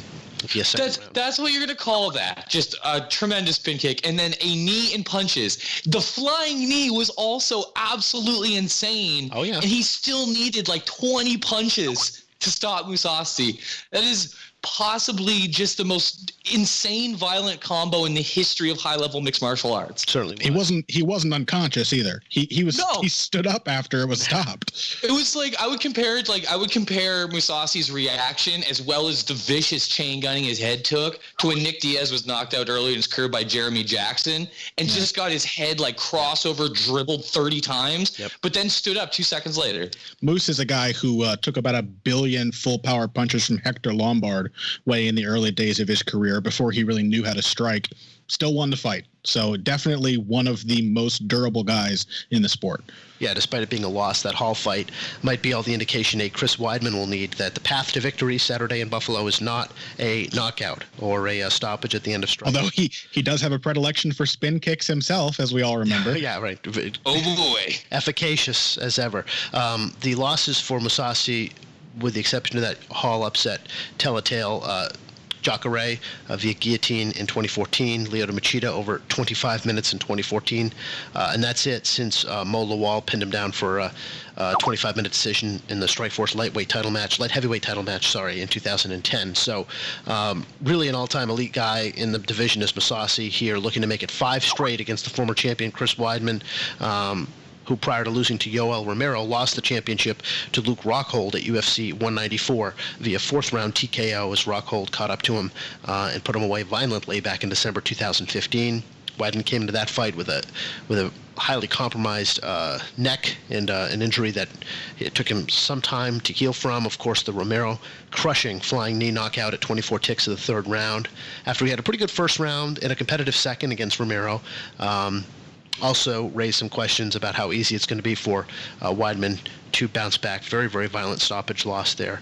Of course, he won the UFC championship, UFC 162 over Anderson Silva, beat him in the rematch when Silva snapped his leg in half, and to beat Lyoto Machida and Vitor Belfort in that reign. So the 13-2 Chris Weidman steps in at 32 years old against Gegard Mousasi Saturday in Buffalo. Steve Juon, who do you like here at 185? This is a tale of a guy I like emotionally versus a guy I like intellectually, because Chris Weidman is somebody that long before he was on the radar on the national scene, I said that he was going to take the title away from Anderson Silva, and people thought I was crazy. I went out on a limb and made that prediction. He made my dream come true by achieving that goal, and then proved it again in the rematch, despite all the people thinking the first time was a fluke. But he is suspect to being knocked out by a really good striker. And intellectually, I have to think that Gegard Mousasi is one of the best strikers that is currently in the middleweight division in UFC. And barring the fluke loss to Uriah Hall, he did go out there and violently avenge that loss in a recent UFC fight night. And Mousasi and violence is two words that are synonymous in my head. Every time I watch the way the guy strikes, he's among the crispest, most accurate, most deadly strikers. He doesn't have maybe the one-punch knockout power of somebody we're going to talk about in the main event, but he'll put a 1 and 2 on you and then follow up with a head kick, and you'll just be wondering where your lights went. So, as much as I like Chris Weidman, as much as he's going to be the hometown hero, as much as we're going to hear Matt Serra screaming at the top of his lungs for everything that Weidman does in this fight, I just have this feeling that right now, at this exact moment, after back-to-back losses and one that really came violently against Joel Romero, I think Chris Weidman might have a little trouble with the accuracy and the ability to put combinations together that Gegard Mousasi has. So I'm going to pick him. All right, so a ballot for Gegard Mousasi to defeat Chris Weidman. He is the favorite, though there are some pick-em odds for this middleweight fight at the moment. You can get Weidman, as we speak, at plus 100 on one particular book as an underdog. So certainly a closely matched fight. Steve Juon sizes it up as in the favor of Mousasi. Jordan Breen, what say you? Well, I've gone back and forth on this a bunch of times, but even before I realized how close the odds were at this point in time, and the fact that he does seem to be the hot and sexy pick in this case, even before all that became like crystal clear to me over the course of the last week or so, I just had this feeling like, what a dreadful style matchup for Weidman in this position. I mean, he's a guy that I've seen immense talent in from basically day one in his MMA career, but was really blown away when I watched him go to Abu Dhabi and Barcelona with very little submission grappling training and almost submit Andre Galvao early on and go tit for tat before losing very close. And I just thought like, and this guy's just some wrestler. Like, he just trains with Ray Longo and Matt Serra. Like, what? Was it like 9 months of submission training under his belt at that point? You know, I didn't even think it was a question when he fought Anderson Silva. I had all the confidence in the world he'd win both fights. And I think now the toll of injury, as well as the style matchup and the predicament that he's in. Like, I heard Weidman telling the story, like he did this interview with Ariel Helwani. He was like, I was watching Rocky 3, and he's basically describing that, like, when Rocky gets big time in Hollywood and starts doing commercials and like looks around his house and has all this nice shit, and like he's lost that hunger, and that's why he gets knocked out by Clubber Lang. And it's like, someone's got to tell Weidman, dude, you're not Rocky. You're not an underdog. Like, you're the guy who went out and went, I got one fight left on my deal against Anderson Silva. I'm going to do the damn thing. You don't want to renegotiate now? No, I'm going to win the title. And did it. And it doesn't, like, I am very curious to see precisely how he fights, because he's infinitely more effective when he pressures. And if he pressures, I think he can actually land punches on Mousasi, who's historically, I think, a very, very good fighter defensively, in the striking game, at least. Historically, not the greatest wrestler, but is much improved in that regard. But Weidman's got to be aggressive, and more than that, he's not as good and varied of a striker as Mousasi is. If, as Connor brought up earlier, he does any spinning wheel kicks or any foolishness like that, I mean, this could turn into a disaster in a hurry. When I think about Mousasi fighting from range and staying active, if he's able to do so, if he's able to force Weidman just to go backwards and kind of shell up the way that he does, this is a great fight for Mousasi, plain and simple. And if he can seriously apply some pressure to Weidman, it's going to not just really test whether or not he's a guy that can fight out of a larger competitive pit, when I think so much of his game was based on I think like a natural personal swagger that informs the pressure style that he fought really up until the second round of the Rockhold fight. And this is winnable for Weidman, and I think he could even do it in style and finish Mousasi. But I just had this gut feeling that things are not going to go well going back to the actual matchup. Just seemed so bold and over the top to me that Weidman, this former recent champion who's been in this position and knocked out recently twice in particularly brutal circumstances both times, that this is the guy you throw him in there with. Mousasi may not be the natural high flyer that Yoel Romero is. He may not apply the pressure that Rockhold does naturally, but he is tall, he is long, he's much more well-rounded of a striker than Weidman is, and he is someone that when he actually does smell blood in the water, can turn it on and put coffin nails in a hurry. I can't fight the gut. There's too many times, especially in an MMA game, I've tried to over-rationalize things. As brilliant as I found Weidman on the way up, I think this moment, this circumstance, Gegard Mousasi opening and flapping his lips, getting pro wrestling level heel, talking about how he needs to get paid and how the UFC is screwing him. He's going to get a fat deal from Scott Coker regardless of whether he, or offer at least, whether he wins or loses. But Gegard Mousasi talks about money constantly and how much more he wants to make and how important it is for him to be a landlord and be rich forever. This guy wants to cash out right now. And I can't imagine something that would inspire him to be more aggressive in his actual in-cage pursuit of such a thing. Give me Gegard Mousasi after 15 minutes on points. All right. Sounds like a tough stretch for Chris Weidman. Conor Ruebusch, is it unanimous for 3 straight losses for the New York product? It is. I think this might be the first time in history that 3 men who all picked Chris Weidman over Anderson Silva have been on the same Skype call. So that is one for the history books. All of us liked Chris Weidman on his way up, and all of us, unfortunately, for the New York native, do not like him in this particular fight.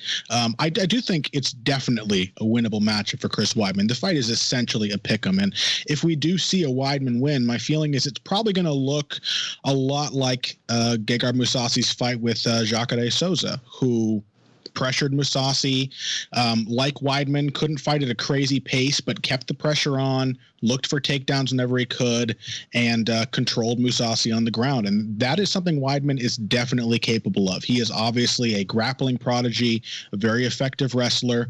And Mousasi, while his wrestling has improved dramatically in the last 5 years or so, is still more susceptible to the takedown than, certainly more so than Yoel Romero.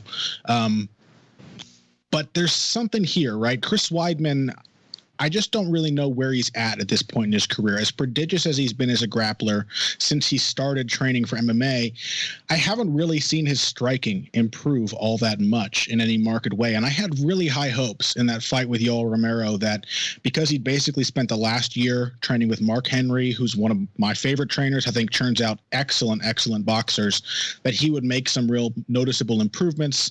It's only a year's time, but Weidman's the guy who's always picked up skills really quickly. And it didn't really materialize in the Romero fight. You know, maybe it's because he felt that he had to wrestle. Maybe he was feeling the pressure from that loss to Luke Rockhold. Who knows?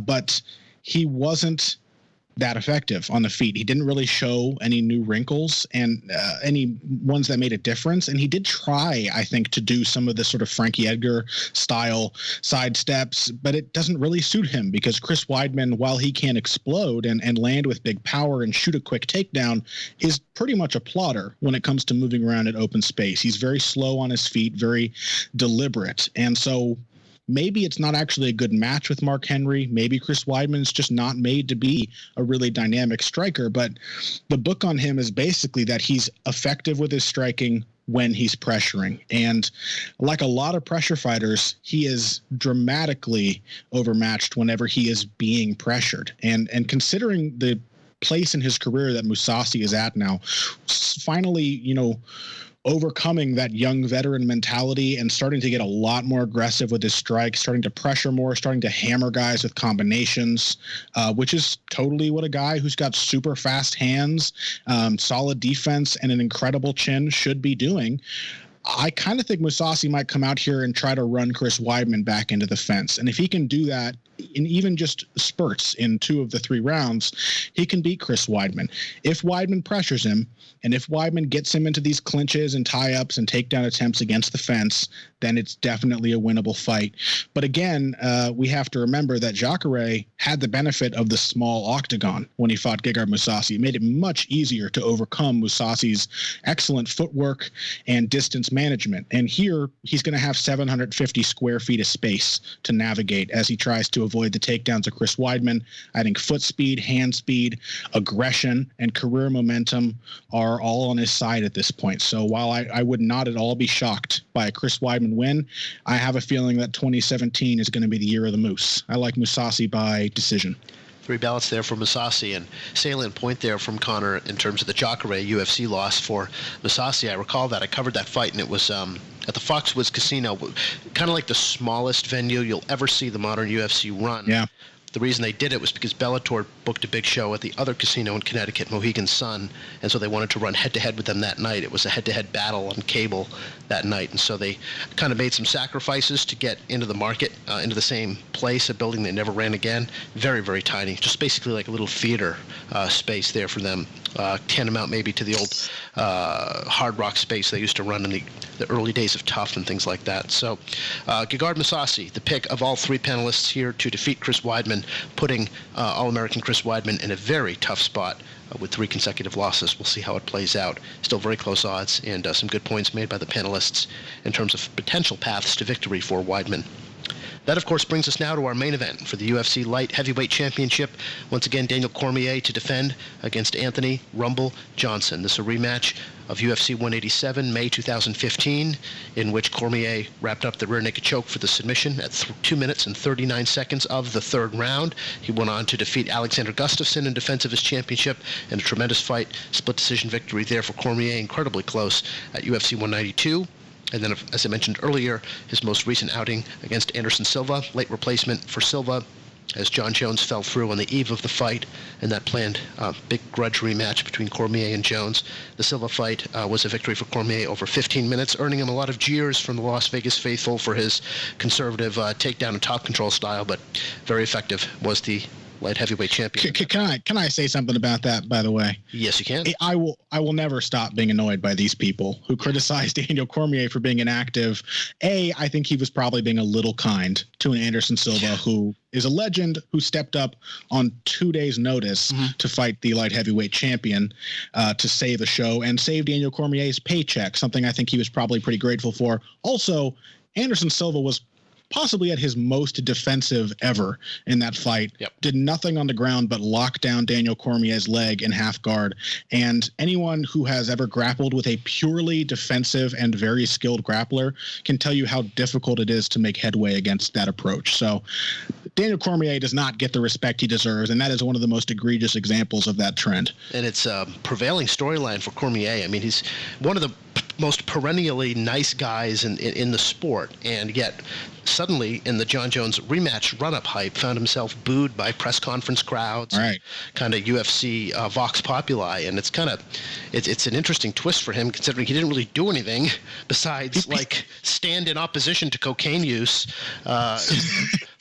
People are going to.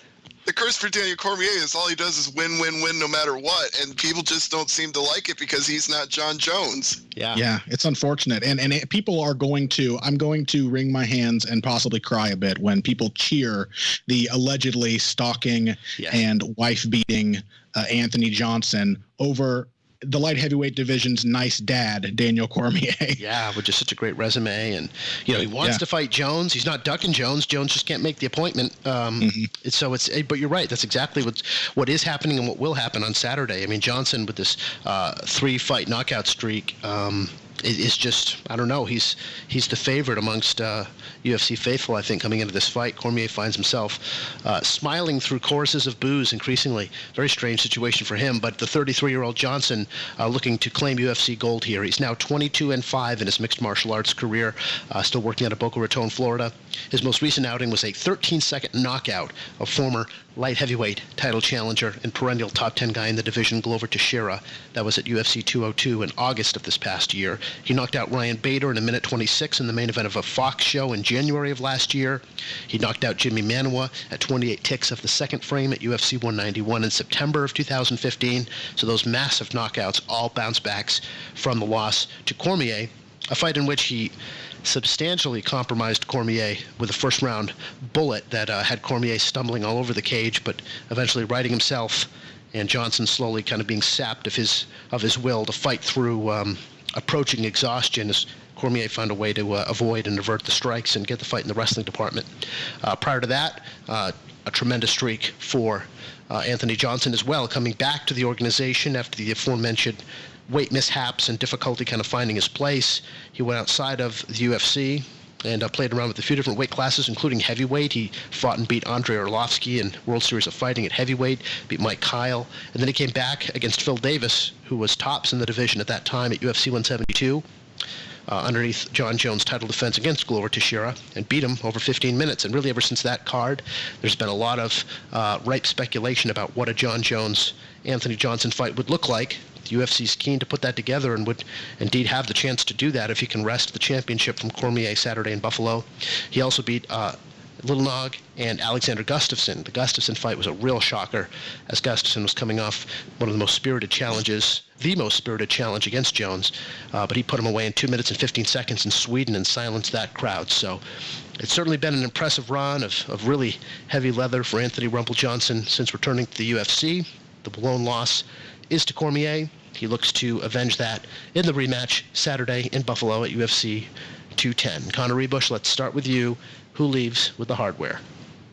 And talk about a true outcome fight, right? Daniel Cormier, it's a virtual impossibility that he beats Anthony Johnson on the feet, and it's hard to imagine Anthony Johnson beating Daniel Cormier if he gets dragged to the ground. And if we're talking about glass cannons, calling back to Chucky Olives on the main card opener, Anthony Johnson, who has a more profound trend of losing the same way throughout their career. It was almost a decade ago that hold on, let me look. Who was it who first beat him way back then when he first came to the UFC? Rich Clemente, wasn't it? Rich Clemente, yeah. Belfort submitted him too. Yeah, right. So Rich Clemente, Josh Koscheck, Vitor Belfort, Daniel Cormier, across a number of divisions and across nearly a decade of time, Anthony Johnson has consistently lost the same exact way. He gets a serious big moment early in the fight, has some dicey exchanges. He comes out on top, being such just a guy with such massive crushing power in both his hands and his kicks. We shouldn't forget that Anthony Johnson used to be the head kick guy as a welterweight, and he still has that capability, but cannot face adversity the way that you really want a fighter to. It's a problem that has not gone away, and he has to shoulder a lot of the blame for how the Cormier fight went, because he couldn't even hold himself back from swinging wildly at Daniel Cormier. I mean, you can maybe understand how he went for a bomb of a right hand, just threw a meteor at Cormier's head after the first knockdown and basically fell into a takedown attempt. But in the second round, he did the same thing, throwing crazy strikes, just coming after Cormier, rushing him recklessly. And you don't want Daniel Cormier to latch onto your hips. You know, he was not an aggressive wrestler during his wrestling days. He was really the king of the go behind, very fundamental, bare bones, basic type of wrestler. But he's immensely strong, and he's gotten much better with pressing his takedowns as a mixed martial artist, especially a light heavyweight, a division where sort of counterintuitively, even though the guys aren't as heavy as they are at heavyweight, they're faster and oftentimes just as big, if not bigger. So he needs to close that distance. He struggled with that against John Jones, did much better against Alexander Gustafsson. I think that willingness to be aggressive, to stay inside, to pursue the takedowns aggressively, combined with, his ridiculous physical strength. Who else can say they have lifted a 255-pound Josh Barnett overhead. And also with just excellent wrestling skill. Daniel Cormier's got all of these great little tricks inside. He's a pit bull when he latches on to any kind of grip. I mean, he basically controlled Anthony Johnson in that first fight with a seatbelt. He got an arm around his neck and under one arm and just laid his weight on him for about 2 minutes in the first round, and Anthony Johnson could do nothing but strain against him. And when a guy who latches onto you with that kind of tenacity is capable of finding all of these little angles, offsetting your balance, getting behind you, just perfectly repositioning himself to make the best of his physical abilities, it's really difficult to stop the takedown. So we have an interesting fight here where Cormier, not a bad striker, has some power of his own, obviously incredibly durable. He has been knocked down recently, but even rewatching the knockdown against Alexander Gustafsson, it wasn't even as bad as I remembered. I remembered Cormier being almost done in that moment. Having rewatched it recently, he kind of jumped right back into the fight. And of course, he did the same exact thing when Johnson knocked him down with a ridiculous right hand to the head in the first 30 seconds. So he can take the shots. He's tenacious, but he really needs to get Anthony Johnson into the tie-ups and down to the ground to beat him. He needs to replicate the kind of loss that Anthony Johnson has been experiencing throughout his career. Anthony Johnson needs to sort of maintain the distance while also keeping the pressure on. He wants to walk Daniel Cormier backwards. He wants to fight hands with him from middle distance and land big shots, stand him up with head kicks and uppercuts, deny him those clinch entries. And Daniel Cormier is tough, but if Anthony Johnson lands one perfect shot, it could absolutely be the end of Daniel Cormier's championship run. And unfortunately for him, probably the end of his hopes of rematching Jon Jones, since he is 38 years old and probably doesn't have that much time left at the top of the sport. I do think, though, that Johnson's career-long tendency to falter when pressured, when put under duress, is going to bite him here. I think there's a lot to be said for how much good work Henry Hooft has done for Anthony Johnson, but I think we were calling this out at the top of the show. Henry Hooft's don't quit, man up, all of this stuff that is become a trademark of his cornering. It's kind of the worst possible thing you could tell a guy with Anthony Johnson's unique mental difficulties. So it's sort of a double-edged sword for him, where he's become this amazing technical kickboxer with phenomenal timing and just he can fight beautifully out of both stances and, of course, the power. But also he's now being cornered by a guy who insists on reminding his fighters at every turn that quitting is, in fact, an option. And I remember, too, in the fight with Cormier after the second round, the first thing Henry Hooft said to Johnson when he got back to the corner was, "There's 3 more rounds." I was like, Henry, why are you saying this to him? He's exhausted. He's bleeding. He took 10 seconds to stand up after Cormier marched confidently back to his corner. Now you're reminding him that he's got 15 more minutes of this hell to endure. I think that Anthony Johnson is going to have success early. I think he's going to have success every time he's standing with Cormier. But I think that so long as Cormier can latch onto a leg or get a body lock or get Johnson against the fence, the energy is going to sap, and more importantly, the will is going to start to fade. I think Cormier will survive once again early and get probably another second or third round submission or possibly a TKO on the ground.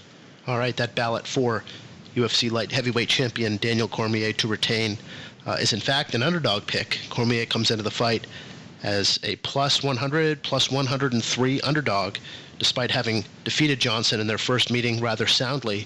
Johnson's win streak and perhaps other factors and power putting him across as a favorite. He's out there hovering around minus 120 at the moment, and here his second bid and opportunity for the 205-pound gold. Steve Juon, who takes the main event? Well, Cormier suffers in the world of pound-for-pound fighters because he doesn't have the charisma of Conor McGregor or the number of title defenses of Demetrius Johnson. But arguably, to me, he's proved he's pound-for-pound top of the heap because his success at both heavyweight before he came to UFC and light heavyweight since he came to UFC shows that he's got the pedigree to be at the top of that list. And the only guy that's ever made him look bad is arguably one of the biggest freaks of the sport in Jon Jones, just ridiculously tall, ridiculously long reach, ridiculously great skills, and ridiculously problematic in every other way in his personal life outside of fighting. And was quite possibly ridiculously juiced for that fight as well. And possibly ridiculously juiced as well. So, all that put together, it's a tough life for Daniel Cormier to be number 3 in pound for pound and a champion and still not get any respect. But at the end of the day, it's not respect he's worrying about. It's not even the title he's worrying about. It's being the best Daniel Cormier he can be, something that he's always been, going back to his Oklahoma State days, going back to his Olympic wrestling days. This is a man who has inner heart that I don't think Anthony Johnson has, and it's not just because he's the glass cannon who gets tapped out over and over again by guys. It's just this inner drive that I see in Cormier every time I've seen him fight. Even when he gets rocked, even when he faces adversity, he has the mental toughness to come back from that. I mean, this is a guy who many people thought would never get to light heavyweight because of his weight cutting problems that derailed some of his Olympic dreams, and yet just through mental toughness and diet and training and getting his body down to the shape it needed to be a natural light heavyweight, he achieved those dreams. He fought every step of the way for this, and that is the thing that I think is the intangible in this fight. You can look at all the metrics. You can look at the fact that Rumble Johnson has one-punch knockout power. You can look at the fact that Rumble Johnson is a much, much bigger man than him. At 6'2" with a 78-inch reach, he is a Hulk compared to Daniel Cormier at 5'11" with 72.5-inch reach, but you can't take the heart out of the equation. And Daniel Cormier showed that heart when he got rocked in the first round of their last fight and still came back to choke him out. And I don't want to say history repeats itself. I don't want to say it's a given or it's automatic, because nothing is that certain in this sport. Yet, I just can't find any reason to think that Cormier can't overcome that, because if he could taste the punching power of Rumble Johnson one time and survive it, what makes me think he can't do it again? And this is not a guy who hasn't been in there with some sensational strikers in his career. It's not like Anthony Johnson is the only guy to ever put a punch on him. I mean, he's faced Alexander Gustafsson. He's faced Dan Henderson. He's faced big country Roy Nelson. He's faced some ridiculous hard hitters in their own right and come through. So why can't he against Rumble? I'm picking him to do it. All right, so 2 strong ballots for Daniel Cormier to retain. Jordan Breen, bring us home. I like Daniel Cormier to retain his title. It goes without saying, although we've all said it multiple times, and I said it right off the bat. Anthony Johnson, it's not even just that he has one-punch knockout power. It's that he's someone that even if he doesn't land the perfect shot first and you're even stunned for a second, the follow-up could be incredibly quick, brutal, and painful. Connor mentioned the head kicks, which he can still throw liberally, although I doubt he wants to do a whole hell of a lot of kicking against Dan Cormier. Nonetheless, Anthony Johnson, especially early on in bouts, still has speed. People forget also that even though Cormier took him down, just in a general sense, he's still a very good offensive and defensive wrestler. Anthony Johnson is someone that has made a lot of his wrestling at times, and it's not like he clobbered Bader on the feet. He scared Ryan Bader so bad. Ryan Bader basically shot a horrible takedown and pulled guard and just let Anthony Johnson walk on top of his chest and pound his face inside out. You know, like he's able to do things because of his power standing that it's not even about whether or not he lines you up for one perfect punch. And even in that, he's a guy that throws a wide variety of punches, a guy that can do damage with like a lead uppercut and the like. So it's not just like he's your average swinger, not even just that he's a generational hitter. He's a very well-rounded striker and a guy that against most people who aren't Daniel Cormier and the like, he can stay on his feet at this point in time. I truly believe, I mean, we know it factually with Daniel Cormier because he was a top 10 standout heavyweight for a long time before dropping down to 205. But if Anthony Johnson went back up, I mean, think as ironic as it might be that maybe the biggest hitter in MMA history didn't actually knock Andrei Arlovski out. He was only able to break his jaw. Right. He was still able he was still able to beat the snot out of Andrei Arlovski in a heavyweight bout before Arlovski came back to the UFC and made his surprise little run before this current losing streak. It's not as though he hasn't competed there. I mean, you're kidding yourself when you look around the state of the heavyweight division if you think a 225, 230-pound Anthony Johnson wouldn't just beat the brakes off of some of these folks. So it's not just that he has that chance. It's that Cormier is getting older. Cormier's been hit more frequently, despite still, I think, being a rock-solid striker and generally defensively savvy. So the opportunity that this actually happens, it's very real, and is evidenced by the fact that Cormier, I think, opened -130 or something like that, which I thought it would be higher out of the gate. I'd expect -160 or something like that. But it's been bet all the way down. People feel good about Anthony Johnson, and frankly, his recent performances, are just further proof and iterations of how truly historically freakish his power is. But I expect the same template we saw in the first fight, and Daniel Cormier can't dodge that many bullets, But if there's nothing. We already saw him come back from one knockdown, and even if we are willing to concede that you're getting older, maybe the next major punch from a generational hitter like Anthony Johnson is just the one that splatters your brains. I still think it's more likely that the blueprint we've seen for a longer period of time, the thing that's dyed in the wool about Anthony Johnson, getting taken down, Daniel Cormier getting into riding position, laying on him, going over under, getting that seatbelt, boxing his ears, trying to turn him over and putting him up against the fence, forcing him to try to stand up, to try to take him back down. That kind of rinse and repeat action, and I think it probably shows comes to really fruition and all comes to a head probably in the same spot of the fight, that mid to late third round. I think so long as Cormier is able to be aggressive from the outset, not get hit with something absolutely insane that, pretty much just puts him in the danger zone throughout, I think he's going to be able to wear Anthony Johnson out by that point in time and probably get the back and choke him out again. I subscribe to, what was mentioned, that you could get a TKO from strikes and you could overwhelm him. But Anthony Johnson's pattern of exposing his back is so familiar, and we already saw Cormier do it once. I know that, just because something happened in the past won't happen that way forever. And there are certainly trends to suggest that Anthony Johnson may be more likely to win their rematch than he was their first fight. But I still like the old die cast to hold true. Give me Daniel Cormier by submission in the third round. It's not a coincidence, that Anthony Johnson keeps getting submitted the same way throughout his career.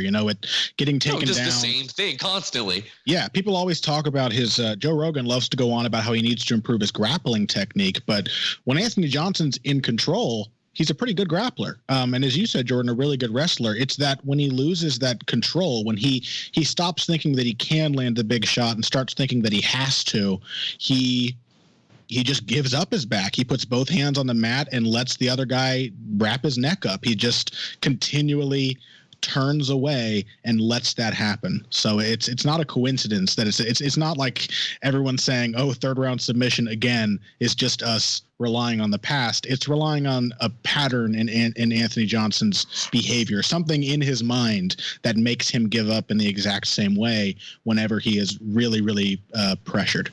And so all three panelists like Daniel Cormier to do it again and retain the UFC Light Heavyweight Championship over Anthony Johnson in the main event of UFC 210 this Saturday from Buffalo, New York. That brings to a conclusion another edition of the Sherdog Radio Network Roundtable.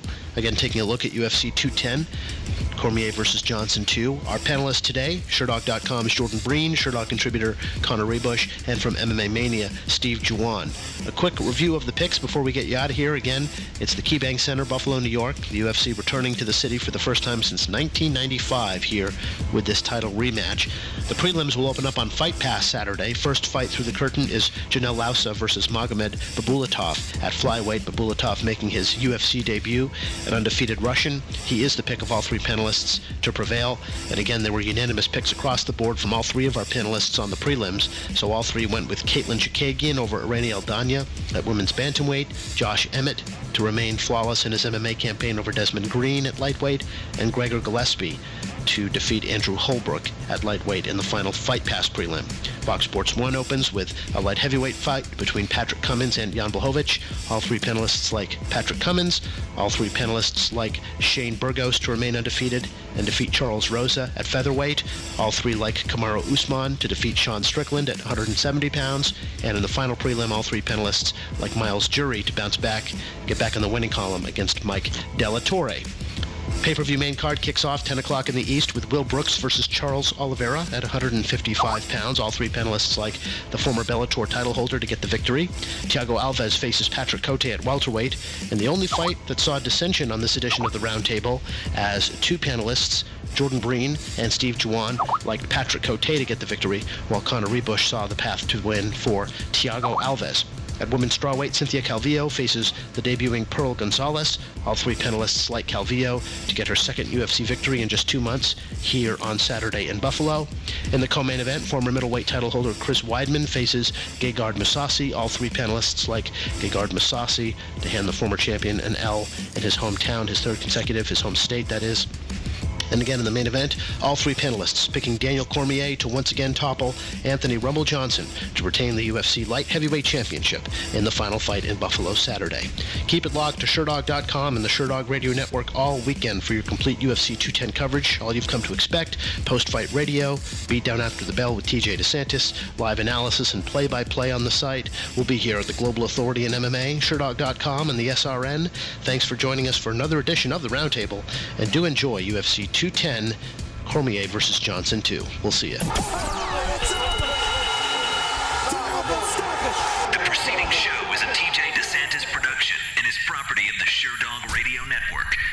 All right, I'm going to admit it. We make radio harder than it needs to be here at the Sherdog Radio Network. However, we do try to give you the most pleasurable listening experience. But like with anything, things break. You know, I'll be talking along and saying some very insightful thing about mixed martial arts. And then all of a sudden, I'm coming out of the left side of your computer. And then I try to fix it. I'll hit something. And now I'm coming out of the right side of your computer. And I'll hit it again. And now I'm coming out of both sides. That's good. Whew. Thank goodness we avoided a meltdown. Or maybe not. Things happen in live radio. And if you notice something that you don't like, shoot me an email directly, tjdesantis@Sherdog.com. Especially if you have a problem with our iTunes podcasts. I'm a radio guy, not a computer guy, and to put those things up on iTunes, I gotta write code. I screw up sometimes. The quicker you let me know that something's wrong, I'll try to fix it. Please bear in mind that sometimes the problem is on your end. Really. Together we can all make the Sherdog Radio Network a functioning beast. And my wife will thank you because I won't pull out what little hair I have left on my head. So again, technical issues, tjdesantis@Sherdog.com. Now back to regular programming, unless it's broken. Dr. Smith, please report to the lab. Dr. Smith, please report to the lab. Smith, as heard on the Sherdog Radio Network.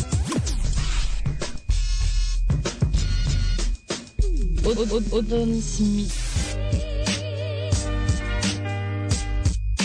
Odin Smith. Prescribing beats for artists such as Oslo. With low assassin and Owen Smith. You wake up and find your career's over with. You can bet when it be on, I go to limb. Real recognize on the strength and the movable object. Hey, money, all they talking about. Money in my savings account. Without me, you out. Money toss quick, running your mouth. Postal. All your cats is trash like you could go to grocery. Like Lanny Poffo and the G's who all know me. The pretty mean fishes that meet was your baloney. I can't figure you out like which taker is phone. Get your fix now at myspace.com/OdinSmithLabs. Yeah, it's Mikey Spitz.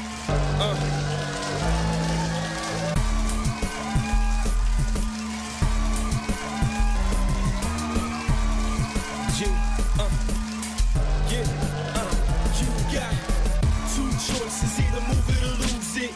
New voice that's here to make you move it. I'm steady making all the rappers look foolish, cause I ain't ever around, it's real music. Two choices, either move it or lose it. Those voices here to make you move it. I'm steady making all the rappers look foolish, cause I ain't ever The round is real music. You can listen to the until your ears go deaf in. Y'all wanting me to fail, you tell me right, I go left in. And I ain't even getting in the mesh you invest in. These bricks like ticks in my flesh infested. No one believed that I was lyrically blessed in. I didn't listen to them cause I knew I was destined to take your breath like I'm a slug in their chest in. Now it's my time to come and teach you a lesson. Class in session, the best of the best in the valedictorian of raps since a freshman. If you can't swim, then you sink it to the depths end. Sharks are circling and lurking for the flesh, man. What you know about it? You ain't fit for the guest in. Mikey's party and I'm dressed to impress it. You acted tough, I called your bluff, you second guessed it. I'm hotter than Nevada and not even from the West End. Two choices, either move it or lose it. New voice that's here to make you move it. I'm steady making other rappers look foolish, cause I ain't ever around, it's real music. Two choices, either move it or lose it. Those voices here to make you move it. I'm steady making other rappers look foolish, cause I ain't ever around, it's real music. This is the last and final chapter, this hip-hop issue. Your fans won't know that you're gone, they won't miss.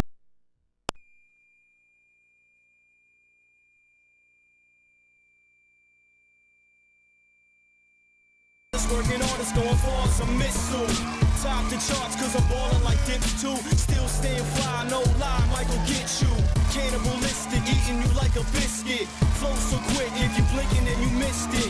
Here's your tombstone, dog, I'm about to rip this. Wrap you up like a gift on Christmas. Make you move cause I'm ready to dish you. And I ain't never scared, you couldn't spit through a tissue.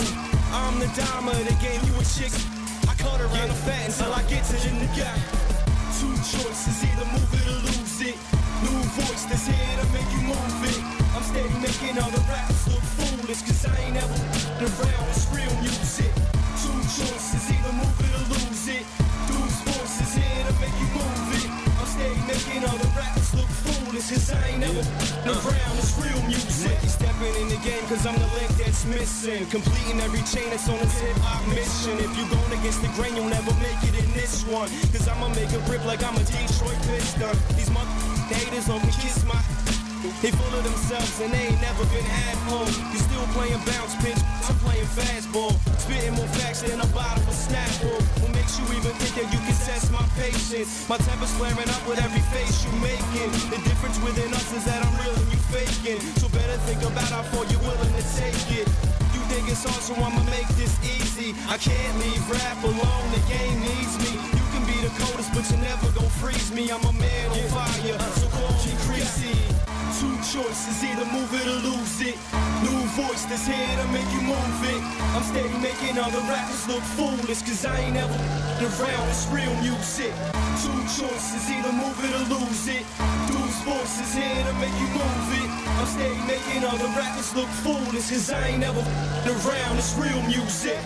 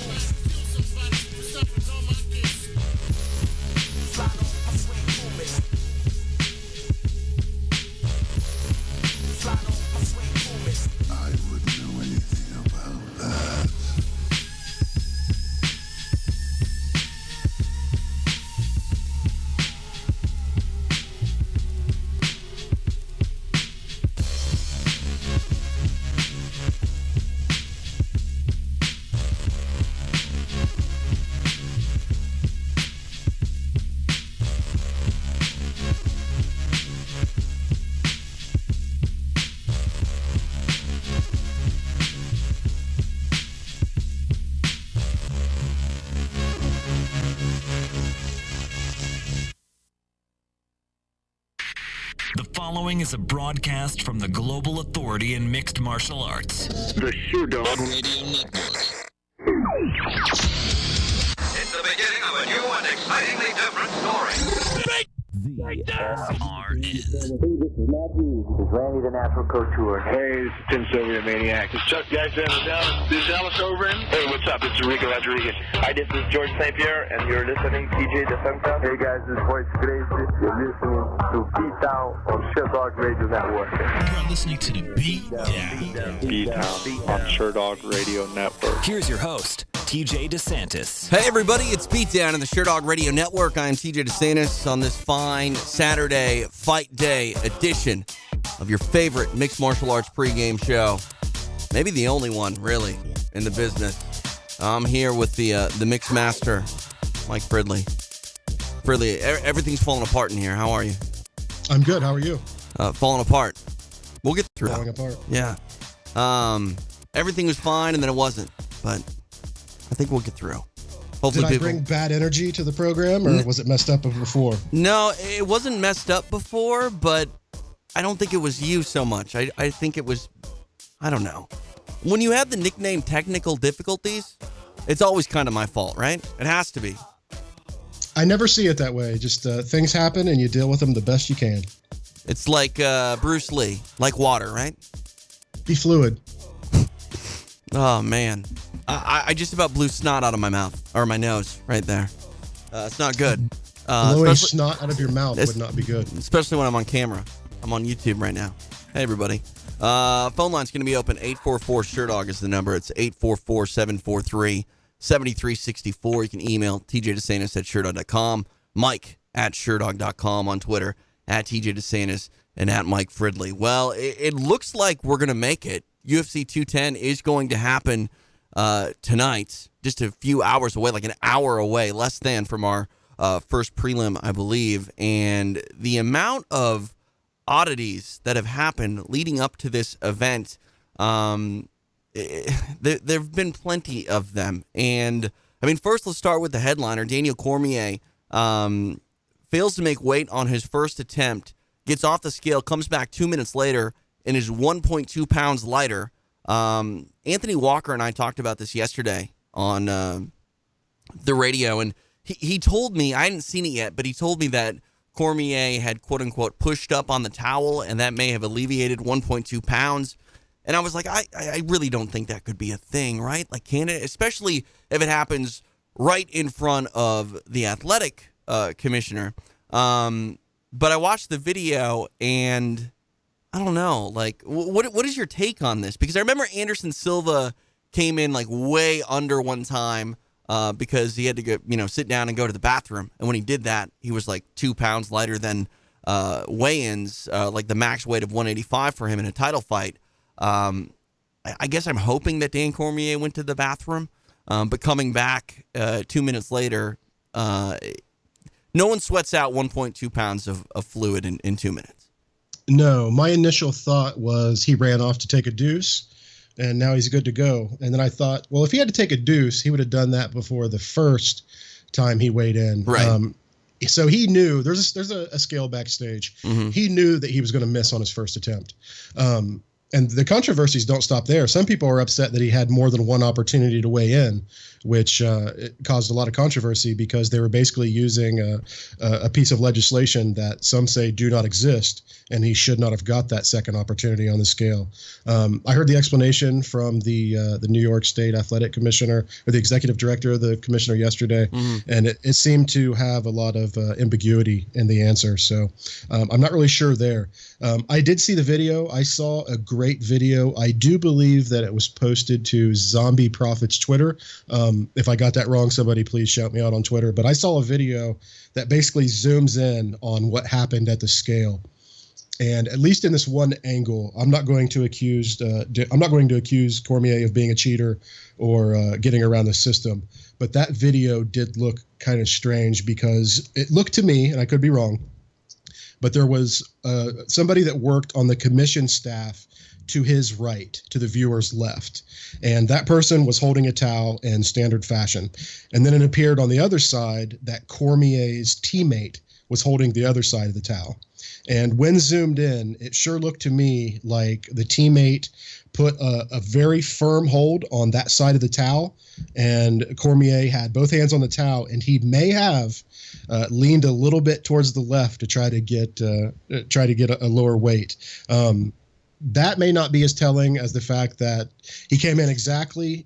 His first attempt was 206.2. Mm-hmm. His second attempt was 205. Anthony Johnson weighed 203.8. So exactly 1.2 pounds. We're talking a swing for Daniel Cormier. Right. And then Johnson was under by 1.2. That's quite strange, and had a lot of people asking if some funny stuff was going on with the calibration of the scale. I think everybody needs to take a good look at that video just to formulate their own opinion on what happened. Yeah, I looked at it today, and again, he definitely has his hands on the towel, which is weird. I've never seen a fighter weigh in and touch the towel. I can't, like you, I can't say that Dan Cormier cheated. I can't say with any certainty that anything happened. It was just very odd, and I guess this is something that I almost want to do a field test in, right? Like I want someone to stand on a scale and push on a towel and see if you can do that. Right. I saw some unscientific tests on Twitter with some guy basically put a scale on his bathroom floor and then put one finger on the sink ahead of him, not really putting too much weight on it, but I would say less weight than it appeared Cormier was putting on the towel, and he had 3 pounds off pretty easy. So for me, the telling thing was really the teammate, the way that he was holding the towel and the release of tension when Cormier released the towel. So that tells me that I feel that tension was being placed upon the towel to give him something to support himself on. Again, not calling Cormier a cheater, but I think it definitely deserves some scrutiny from our fine investigative journalist listeners out there. Please get to the bottom of this for us. Give us a call and tell us how you feel. Yeah, 844 Sherdog is the number. It is 844-743-7364. I'm curious what the thought would be about doing weigh-ins where you need to pull the towel up like Invicta does. And the way that Invicta does it, they have the quote-unquote curtain of shame. If you can't make weight without your clothes on, you go behind the curtain of shame, which is a big, basically a big hoop, and there's a shower curtain on it. And the shower curtain, when held up, you can still see the fighter's feet. So the fighter's feet are clearly on the scale. But there's no awkward, making sure that the towel is being held a certain way.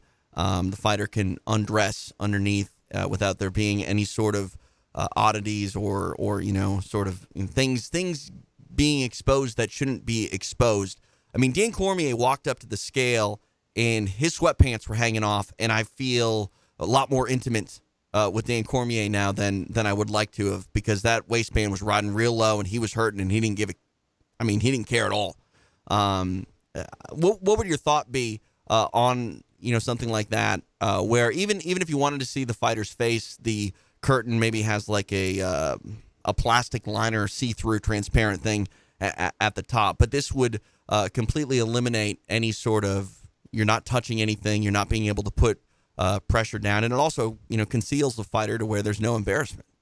Yeah, so maybe the protocol should be they bring the portable shower out and you have to raise both hands directly up. So it doesn't need to be transparent to where people see through it. Right. But maybe if your hands are above the shower, sure. So people can see the hands, see the feet touching the scale. I think that would pretty much alleviate everything. At least as far as the towel goes. There's some people, TJ, that feels that there was some shady business going on with the scale, and I think the exact amount of 1.2 pound swings going in both directions. Right. That does seem a little weird to me. I'm not saying that there's any kind of foul play involved, but it sure does deserve a discussion, doesn't it? Yeah, no doubt about it. He is Mike Fridley. I'm TJ DeSantis. This is the pre-show for UFC 210 on the Sherdog Radio Network. Appreciate you listening to us and watching on YouTube. Don't forget Beatdown After the Bell coming up later tonight, immediately following the conclusion of the pay-per-view.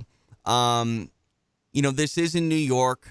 This is correct me if I'm wrong, I think the UFC's third show in the Empire State since getting it regulated and debuting last November. This is number 3. They had MSG, Brooklyn, and now Buffalo. I believe so. So, I mean, this isn't the first go-around with the UFC for the New York Athletic Commission. There have been other MMA shows there. Obviously, I hate to say that it's like a quote-unquote learning process because a lot of the people, especially when it comes to like referees, are, mainstays in other regulatory areas. And, I don't know. I just have a hard time believing that there's this many growing pains. Do you know what I mean? Like, where do growing pains, end in general incompetence start? And I'm not saying that the Athletic Commission is incompetent by any means, but it's not like boxing doesn't take place there. That's the same sort of officials that are overseeing and regulating boxing are doing this with mixed martial arts now. Like, I don't know why we have some of the oddities where it comes back, like Rashad Evans can't get licensed. We had the Pearl Gonzalez thing go down yesterday. Now, Dan Cormier and the scale, like, they weigh in for boxing. What are we to make of all of this just weird, random oddities going on with mixed martial arts and the UFC in the state of New York? It shouldn't be this bad and this often and frequent. I think it shows a level of incompetence and perhaps immaturity on the commission side. Look, they're dealing with a lot of things, and they're definitely under the microscope, so to say. Look, the boxing media isn't turning out. Look, they don't have an early weigh-in in boxing like they do for mixed martial arts, so the scrutiny wouldn't be there, and everybody watching, and so many different camera angles. I mean, Sherdog was there streaming the early weigh-ins, MMA Junkie, MMA Fighting, MMA whatever, you name it. They were there. They had their own camera angle. Everybody was there to ask their questions. And I think that not only was things not handled well at the weigh-ins, I didn't find the explanation to be too telling either, and kind of even raised more questions. So look, and the Cormier situation wasn't the only one. You mentioned Pearl Gonzalez before. Yeah. What piece of legislation are we using to determine whether she can or cannot fight with breast implants? My last understanding of this was that they were using a boxing rule from years ago, and there actually isn't something drawn up for MMA at this point. So my question is, why would somebody make that ruling and put the bout into question in the first place? So me personally, I don't really blame the UFC for these growing pains in the state. I blame basically the commission for not having the experience to deal with these issues. Yeah, and I guess when it comes to like why decisions were made, I mean, a lot of this is just happening, right? Like they're making these decisions on the fly. Like first, Pearl Gonzalez was off the card. If you haven't heard, we'll tell the whole story. Pearl Gonzalez weighed in yesterday, was on point. Everything was good there. But she had declared to the Athletic Commission that she had breast implants. And according to the Athletic Commission, for a brief moment in time at least, that would disqualify her from competition in the state. And then a lot of people, brought up the fact that, there's been breast implants and mixed martial arts and UFC competition before in the state. How did it fly there and not fly here? Is that confirmed? I saw a name attached to that. I did, and that's why I'm not saying the name. But I've heard from multiple sources that is the case. This is a weird thing, Mike. Like, I never thought that this would be a conversation that we would have to have leading up to a UFC event. But I know for a fact, I don't want to say names because I don't want to, this is something I'm not comfortable talking about, but I know for a fact that there are fighters, I've called fights of women that have fought with breast implants, and it was never brought up at all for an issue of safety. But obviously in New York, it raised some red flags, and they dealt with it, and they're moving on. But I've never even thought about that. I've heard some very horrific stories about implants of a variety of natures blow up, leak, rupture. I know that back in the day, implants were a lot more dangerous than they are today. I don't know. I'm not a breast implant or a expert by any means, and you go ahead and isolate that and take it however you want to, but. Safety is the utmost concern here. And for a little while yesterday, it seemed like, according to New York, if you have breast implants, they felt that wasn't a good condition to fight in, I guess. Yeah, so use your 10 years of medical schooling that you've now applied to sports radio. That's a joke. Please apply your medical expertise and ask yourself the question, is this a fair rule, even that they tried to implement, even though they reversed it? Should women with breast implants be allowed to fight? I thought about it, and I think it brings up a fair point that needs more, probably needs more investigation. And do you draw a line between what happens in a boxing ring and what happens in a cage? Because it seems like nobody has a problem with that rule for a boxing match. Women are going to stand right in front of each other, throw punches. Breasts are going to be punched, and maybe that puts them at a higher risk. Do you feel that there's a different risk for women fighting in a cage than under that boxing rule set? Not really. It's still striking. I mean, the only difference between MMA and boxing in that sense from a safety standpoint would be if you take full mount, you're in different positions that way. Or if you get kicked and you get tilted off to the side, a shin across the chest may, end in more punishment to the body and more force and potentially causing a problem. Like, the only times I've ever heard of an implant rupturing is like a car accident, insane amount of force. I mean, I've heard of leaks and microabrasions in the implant itself. But this is a long time ago. And also too, like, I don't know like what the dangers really would be if a breast implant, did rupture and break while during a fight. Like, if that happens, are you to immediately go to the hospital and get that taken care of? Or is this something that, you can deal with? Would you even know? I mean, that's another thing. Would you even know immediately? Like, I don't, again, this is nothing that I have ever done due diligence and research upon to figure out, but apparently this is something that's going to have to be looked at. And here's my honest question here. Is this a 12-6 elbow rule in the sense that someone has some sort of idea and a misconception that this could actually happen, so they put it on the books? Or is this something that in boxing or anywhere else, something of this nature happened and there was a precedent to make this rule? That's what I would like to know. Like, why is this on the books in any form, whether it be boxing or mixed martial arts? Is this speculatory and just, a precaution? Or is this something that was put on the books because something terrible happened to a combatant? I don't know. That's something good to throw out there, but something I want to add to that. It seems to me that this seems to be a pretty well-established universal rule. Universal may be going a little far. I know that there are boxers, female boxers, that have appeared in Playboy, and they sure seem to me like they had implants, but I'm not going to name them by name. I'm sure that you can quickly Google Playboy boxer. But it seems that there are some states out there that have had this rule in place, and New York is a big boxing state. So I would like to know how many boxing commissions apply this rule, and if so, and if this seems to be an accepted practice for boxing, why haven't we looked at it in MMA for other, for all the states? Because women are fighting in 47, 48 states here in the United States. Yeah, and I mean, not even just breast implants. Like, let's think about this. There are other implants that a fighter can get, and I remember hearing. I talked about this yesterday on the radio. I remember hearing that when USADA put out their IV ban, that there was a rumor that basically you would always test positive for an IV if you were a fighter with an implant in your body, because the slow leak that always occurs when you have an implant in your body would test positive for the same sort of thing that they're looking for when testing you for the saline solution, and you would always fail that IV test. I don't know if that's necessarily true. This is just hearsay and things that I've heard from people. But if that were true, some people that were telling me this were speculating that a lot of male fighters would get calf implants because then they could take the IV after dehydrating themselves, and no one could prove any different that they didn't do that.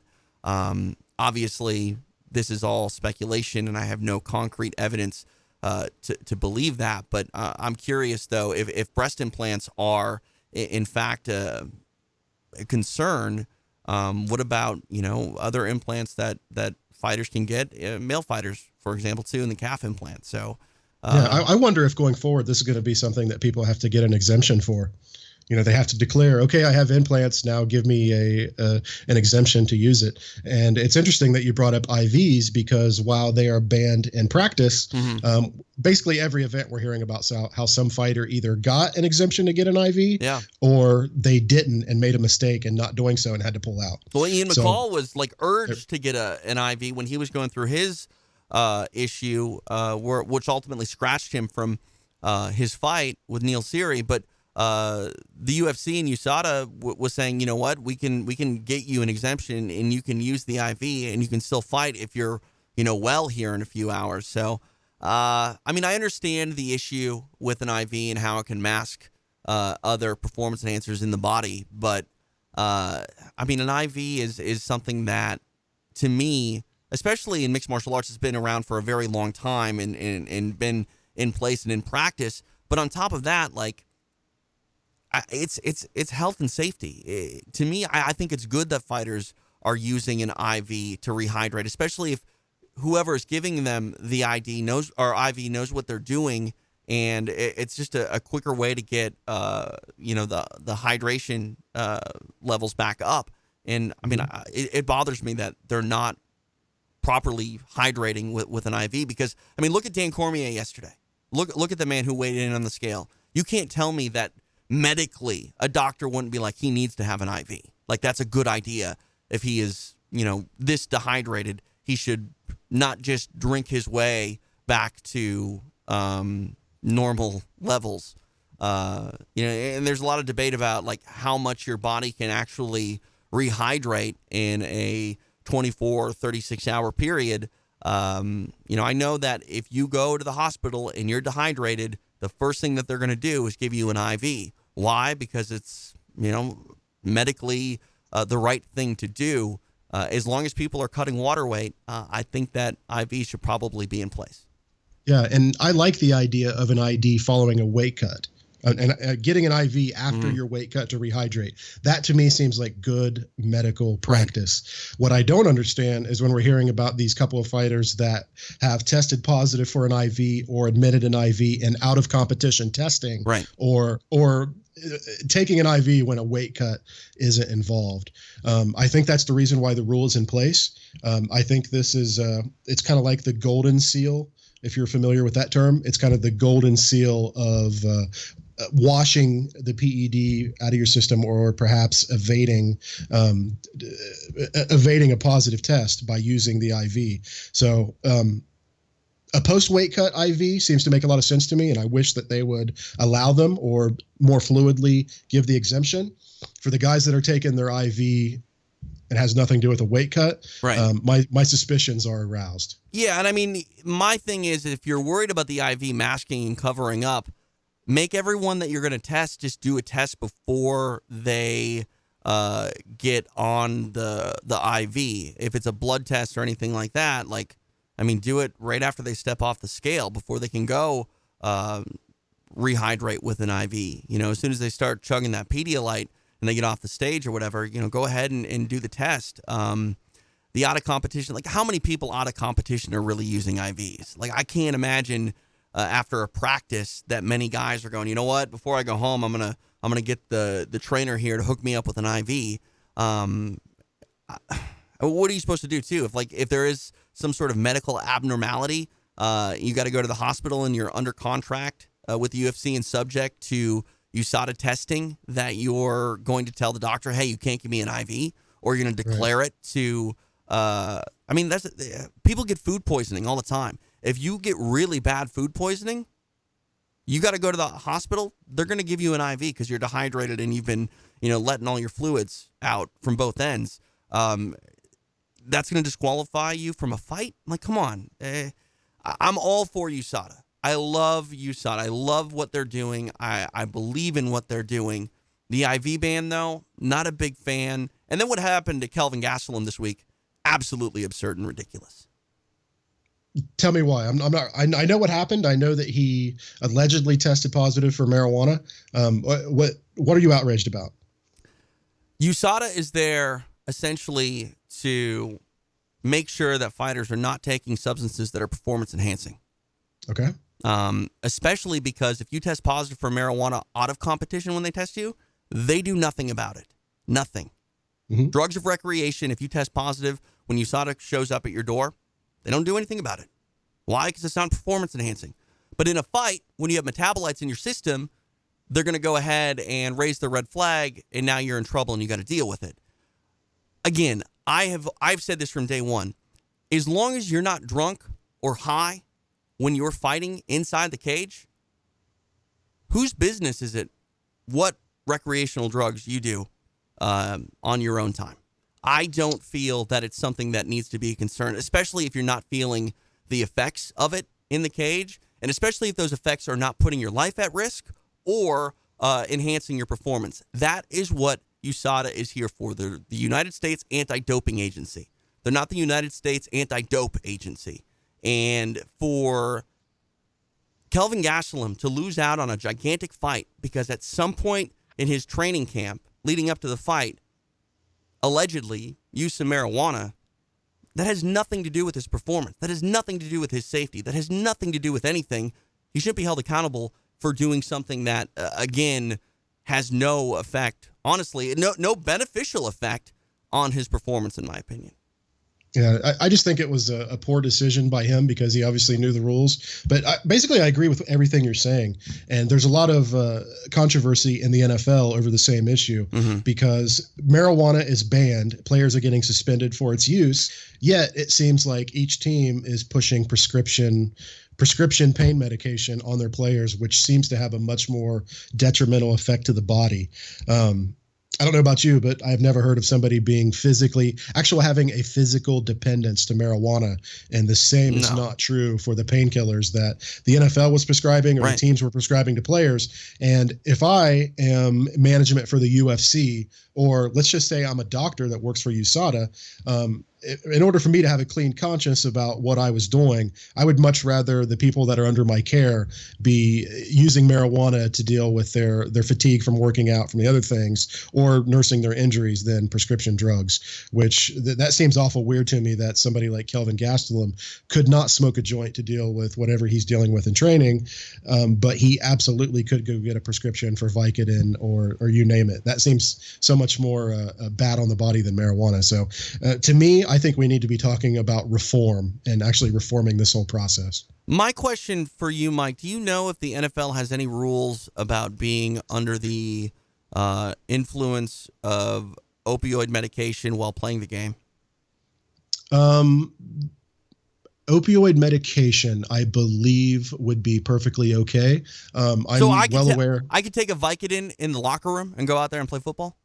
I'm pretty sure, and beyond that, I'm pretty sure that if you get hurt in the course of a game, that they take you back in the locker room, you get a quick x-ray. If you're good to go, they'll shoot you up and you go right back out there. So yeah, I'm pretty sure that, yeah. Oh, look, I can pretty much confirm this. I mean, I've dealt with a lot of injuries with my Cowboys over the years. And I remember Tony Romo suffering broken ribs and a punctured lung. They take him back there, they x-ray it, they put a flak jacket on, they shoot him up and he goes back out there. So a different world than MMA, but yeah. Do you know if they shot him up with pain meds or do they shoot him up with like cortisone, like a corticosteroid? I don't know, but I would have to guess. I've had a cortisone shot before for tennis elbow, and that is something that does not take immediate effect. Right. Okay. I would say no. My thing is about pain meds. When I take them, like I'm groggy. I should not be driving a car. Like I can't even play video games effectively, let alone running out and trying to throw a football and evade tacklers and like. I don't know, man. Like it's very disconcerting to me that we are so like. I mean, here's what it comes down to, and this is the God's honest truth. You smoke marijuana, you smoke it, you puff it out of a pipe or a water bong or a vape pen. Or you vape it, right? Or you eat it. There's different ways of consuming it. Right, but my point is these are all things that are in movies and are made fun of and are jokes. Generally, when you take something out of a syringe or you take pills. They're always looked at as a medical procedure and medicine. There seems to be a stigma with things that especially that have primarily been used for recreation. And don't get me wrong, like a lot of people pop pills recreationally, but the idea that you go to the drugstore, you go to the pharmacy, you get medicine, whether or not you abuse medicine, I guess that's on you. But I think that the belief that you take pills prescribed to you from a doctor, that's okay. Go out there and maybe your motor skills are impaired a bit, but you're just on medication. You didn't smoke the devil's lettuce there. You didn't do that because that's bad. Like it's 2017, and I think that the simple fact that marijuana is something that has been joked about and made fun of and done recreationally primarily for hundreds of years at this point, we're never ever going to look at the honest to goodness benefits from it and just go, you know what? It is a medication. It can be helpful to certain people in certain situations, and even better. I mean, I'm sorry. Like I would much rather have a loved one smoke a lot of weed than be dependent on opiate pain medication. Absolutely. And I think we're going to see a trend here of a reversal. I'm not sure it's going to come from USADA, but certainly in the NFL. There are states here in the United States that have completely decriminalized it. Even a red state like Ohio, which I live in, we've in the last year introduced medical marijuana here in Ohio. So I think that the more acceptance it gets from the medical community, I think that others are going to start to take notice, and you're going to start to see this in Major League Sports, that they're going to focus more on testing for PED and less on recreational drugs. Yeah. He's Mike Fridley. I'm TJ DeSantis. You can give us a ring. 844-SHERDOG is the number. It is 844-743-7364. We're getting you ready for UFC 210. I believe that the first fight is about 30 minutes away. We got about 15 more minutes here on the program. Hopefully you checked out the SRN Roundtable.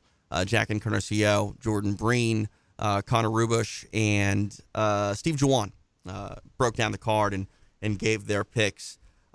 With the weigh-in yesterday of Dan Cormier, who looked like he was hurting. I mean, he made weight. The fight's official. All of that good stuff is now, out of the way and on the back burner. But he looked like this weight cut was hard, which sort of opens up the door for some of the critics of Dan Cormier for this fight. Potentially, what they've been saying may be true. Dan Cormier, he is a guy that is spread very thin. He's still a coach at AKA, teaching the wrestling. He's got his Fox duties. Like, this guy is a mover and a shaker, and some people have questioned whether or not at this point in his career and in his life, if he can go ahead and continue to compete at this high level. I can't recall a Dan Cormier weight cut that looked this bad, Mike. What do you think about his odds in this fight, and do you feel that your opinion at all is based on anything from yesterday's weigh-ins? Oh, TJ, I feel like you're jockeying my wavelength, because all this whole week I've been thinking about just the broader skill set of Daniel Cormier and how he had more tools to work with. And I was pretty sure on Thursday night that my pick for the picking and grinning, and also for this show, would have been Cormier. And as soon as I saw him on the scale on his first attempt, I immediately changed my mind and said I'm going with Anthony Johnson. He just looked to be in a better place. Looked more together. Cormier looked frustrated, looked tired, looked fatigued, just looked like shit. So, yes, it absolutely influenced my pick, and I have to change it. And it's interesting how we analyze each element of the game, and then it comes down to something like how you look at the weigh-in that changes everything. But it did. I'm fully on board with Anthony Johnson. He's going to win this fight, and he's going to finish Daniel Cormier tonight. I'm 100% with you. I think he stops Cormier within the first round or round and a half, and he needs to, honestly. But that's been the whole saying. Like, I was picking this time yesterday. Maybe a little before this time yesterday, I was picking Dan Cormier to win this fight. But since the weigh-in, there's no way I can, because if you're going to pick Daniel Cormier to win this fight, the big reason that you're picking DC is because of the fact that you feel that he can survive the initial onslaught from Anthony Johnson and then come back and make AJ quit, similar to exactly what happened in the first fight. Now, with that said, if Cormier is having issues at all with weight cutting, and it took a toll on him how do we know that Dan Cormier is not going to be the one that's in bad shape cardiovascularly after 7 minutes, especially if Rumble Johnson is able to touch him? And, I mean, Anthony Johnson, man, if you stand in front of him for 3 or 4 minutes, he's going to hit you with something. Whether it's a death blow, I don't know, but he's going to hit you with something. And if, a few of those shots start to add up that aren't necessarily 100% direct kill shots, 3 or 4, 60, 70% shots from Anthony Johnson will definitely put you in your place, especially if you're already backpedaling a little bit because you're not all that well from yesterday's weight cut. I like Anthony Johnson. He is a favorite in this fight.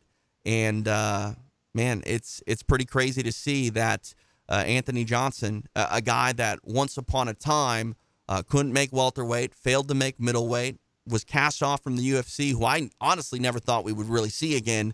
And now you and I are on the same page thinking that he's just hours away from a UFC light heavyweight championship. Yeah, and the most interesting thing for me is that we did not feel that way yesterday. I honestly thought this fight was going to play out the same as the first one did.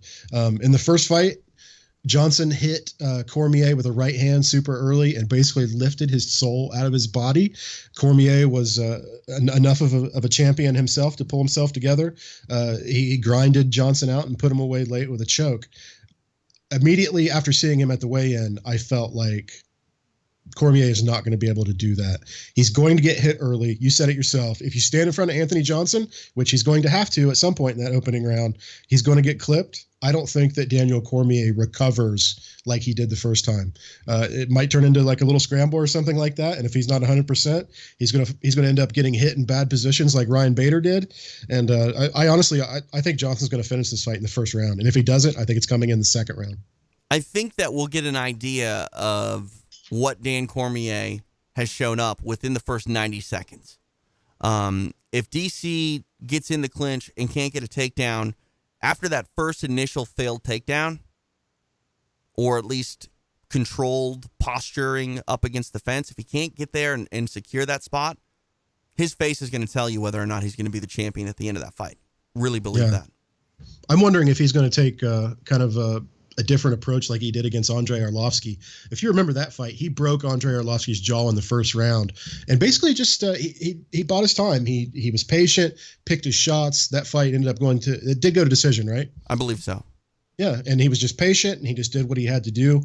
I'm wondering what game plan he will have now and if it's changed following the weigh-ins. I think before the weigh-in, obviously, I felt that he was going to come right out. He might hit Cormier early. Now, I'm not so sure what his game plan should be. Should he come out and blitz, or after seeing Cormier, is it something where he kind of saves his energy for later because he might suspect that Daniel Cormier might not have it later? I don't know. I think that's something that he definitely needs to address, and I'm sure he has addressed already. I mean, game plan for Anthony Johnson, it's more important for a guy like AJ than almost anybody else that fights because, I mean, he said in the media, "I'm more than a 7-minute fighter." Don't believe that. I'm better than that. But the bottom line is, he has to know that in certain situations when he has a high offensive output, and also too when he's fighting someone like Dan Cormier, he can be more than a 7-minute fighter, but he's not going to be a 25-minute killer. He's going to be, maybe a 10-minute, 12-minute absolute threat, and then he's going to be significantly decreased. And most fighters are significantly decreased with their one-kill power, in the third, fourth, and fifth round. Even flyweights, you do take a step back. Whether or not your output, slows, numerically, you can throw the same amount of punches, but it's the quality of those punches that takes a step back when you start to breathe heavy. And Anthony Johnson carries a ton of muscle.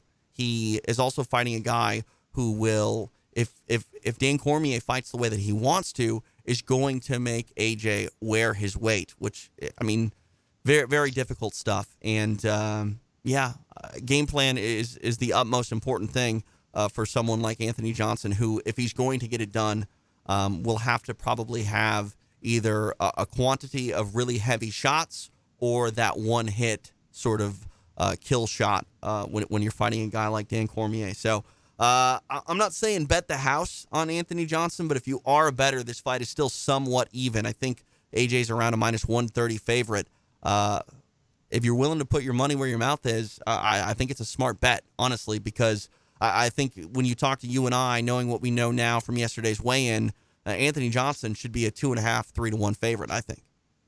Yeah, I agree. I wonder if the odds have changed since the weigh-in, because if money's coming in high on Johnson, it could change the money line. So, do you know if it's stuck or if it's changed since the weigh-in? I'm going to look right now. Anthony Johnson, I don't have a timeline per se, but the number is going up.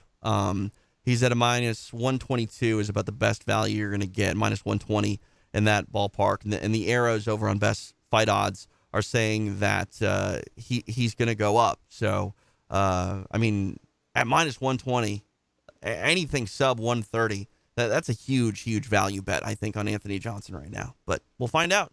I mean, that's the thing. Dan Cormier, he could win this fight, but, man, it might look ugly. It might look real ugly. It takes a lot of energy to get fights looking ugly, too. Right. To grind people out, to apply that pressure. If he has it, we'll have to see. I'm willing to bet he's not. And I don't know what the whole sort of belief in the state of New York is when it comes to 10-8s, but the bottom line is it's been out there, it's been circulating that judges are to be more liberal with the 10-8. Anthony Johnson's the type of guy that could get a 10-8 round with one punch. And absolutely, if Anthony Johnson can drop Dan Cormier a few times and not completely, only have 2 seconds of offense and start to win these rounds by 10-8, it could be a brutal scorecard. But I think you and I are in agreement still. If this fight does go the distance, I don't think that it's Anthony Johnson's fight to win. Simply because if the fight goes 25 minutes, it means Anthony Johnson wasn't able to finish Dan Cormier, and he probably spent a lot of it either pressed up against the fence, gassed himself, or on his back. And while 10-8 rounds and the scoring is going through a bit of a transitional period, mixed martial arts is still very complimentary to a fighter who maintains top position, maintains a position where they're pressing their opponent against the fence. And if Dan Cormier is able to see that final bell, I got a feeling it's because positionally he controlled AJ. Agreed. Now, do you take issue, or not take issue, but do you see an issue with Chris Weidman, much in the same mold that we're talking about Cormier? You looked at Chris Weidman on the scale yesterday, and you looked at Mousasi. One of those fighters looked pretty fresh. The other one looked drained and thin, and their face looked sunk in. Are you worried at all about Chris Weidman? I'm worried about Chris Weidman for a variety of reasons. One, he's lost 2 fights in a row. One was horribly devastating to his ego. The other one was horribly devastating, I think, to his face and his brain. And Gegard Mousasi is not a guy you want to be looking across the cage at, staring at loss number 3 in a row. And, I like Gegard Mousasi really big in this fight. I like Gegard Mousasi in this fight much bigger than I like Anthony Johnson in the main event. Again, I'm not a betting guy, but if you're willing to throw down money, Gegard Mousasi in this fight at essentially even money, minus 118. Like, yeah, I don't bet the mortgage on it, but I don't know, bet like rent on it maybe. I don't know. I have a hard time thinking that Gegard Mousasi doesn't win this fight, especially because Mousasi, a lot of people have been talking about Mousasi and sort of his acceptance in a fight where he just goes, oh, this fight's not going my way. I'm just going to kind of accept the fact that I'm getting taken down and whatnot. He's been chippy. He's been really, really chippy lately, like swearing in the media and whatnot. Gegard Mousasi was never like that when he was fighting in Strikeforce. And even his early fights in the UFC, Mousasi is a fired up individual. And I think that he knows that if he's going to make a run and realize his full potential, that time has to come now. And a win over Chris Weidman, this is the biggest fight of Gegard Mousasi's career, in my opinion. And if he can get it done tonight, I think he gets a title fight, and we'll see where Mousasi goes from here. But I expect a showcase for the Dreamcatcher. Yeah, I do too. And I liked Mousasi before I saw Weidman weigh in, and my pick hasn't changed. I even feel more strongly about him. I just one real quick note, because I had kind of the same vision in my head of Mousasi struggling with wrestlers in the past. And I think that just his performance against Muhammad Lawal at Strikeforce about 7 or 8 years ago, I think that's kind of that's a hard perception to shake, because he obviously was not able to deal with Lawal's wrestling at all. And I felt like he broke Mousasi's will.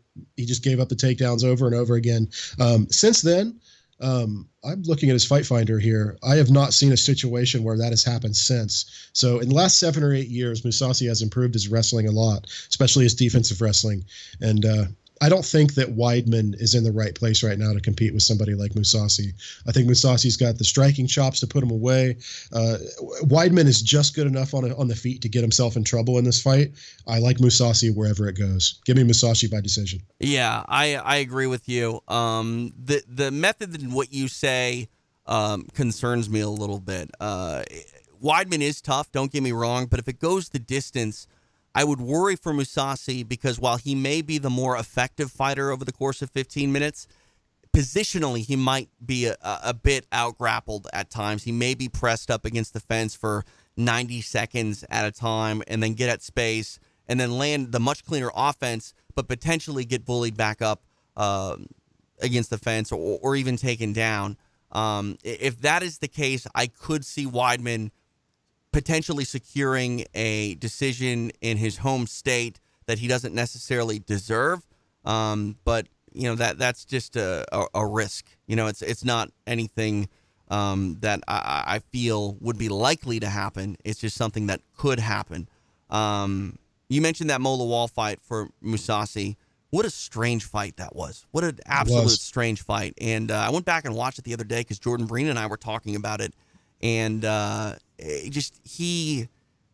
can't think of a less than just lackadaisical is the only sort of way I can describe Mousasi's expression during that fight. And it's like, you're the champion of the world, and in Strikeforce at least, and it's slipping away, it's going away, and you have no urgency, no sense of any sort of concern about what is happening to you. I think those days are done. I think they're gone. And I like Gegard Mousasi big. I think we get a stoppage here tonight for Mousasi, the former Strikeforce light heavyweight champion. Mr. Fridley, anything else in your mind? Any closing thoughts here before we wrap up and get ready for these Fight Pass prelims? Just one thing I wanted to get to earlier. I really feel like the big winner in all the controversies surrounding the weigh-ins yesterday is the UFC, and specifically Pearl Gonzalez, because all this week with Google Analytics, Sherdog was not really feeling a buzz around this event. And then the Cormier thing happened, and then right after that was Pearl Gonzalez and the controversy that came after that. Immediately, our traffic spiked. I did some quick Google searches and found out maybe what might be leading to it. Drudge Report had something up about a UFC fighter with breast implants that got denied a fight. ESPN had a headline up. So while this may have been embarrassing for Mrs. Gonzalez, she is the big winner in this, and so is the UFC. And if she can somehow upset Cynthia Calvillo tonight, she may be on her way to bigger and better things. But I think that Calvillo is going to finish her tonight. And what do they say? Any publicity is good publicity?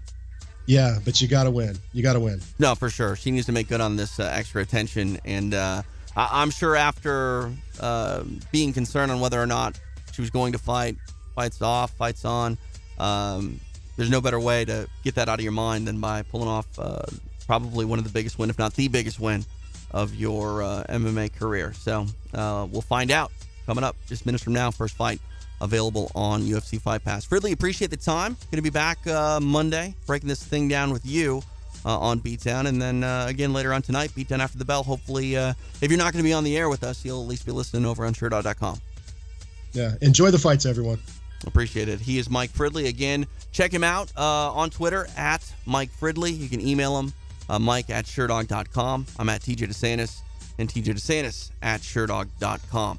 Myself and maybe Jordan Breen. I'm not exactly sure who is going to be on Beatdown After the Bell. Ran into some technical issues with Breen here this evening, so he could be here. Might be a little bit later than normal, but trying to get up and going as quickly as possible.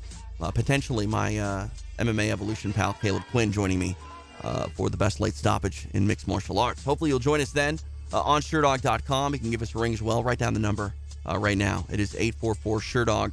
That is 844-743-7364.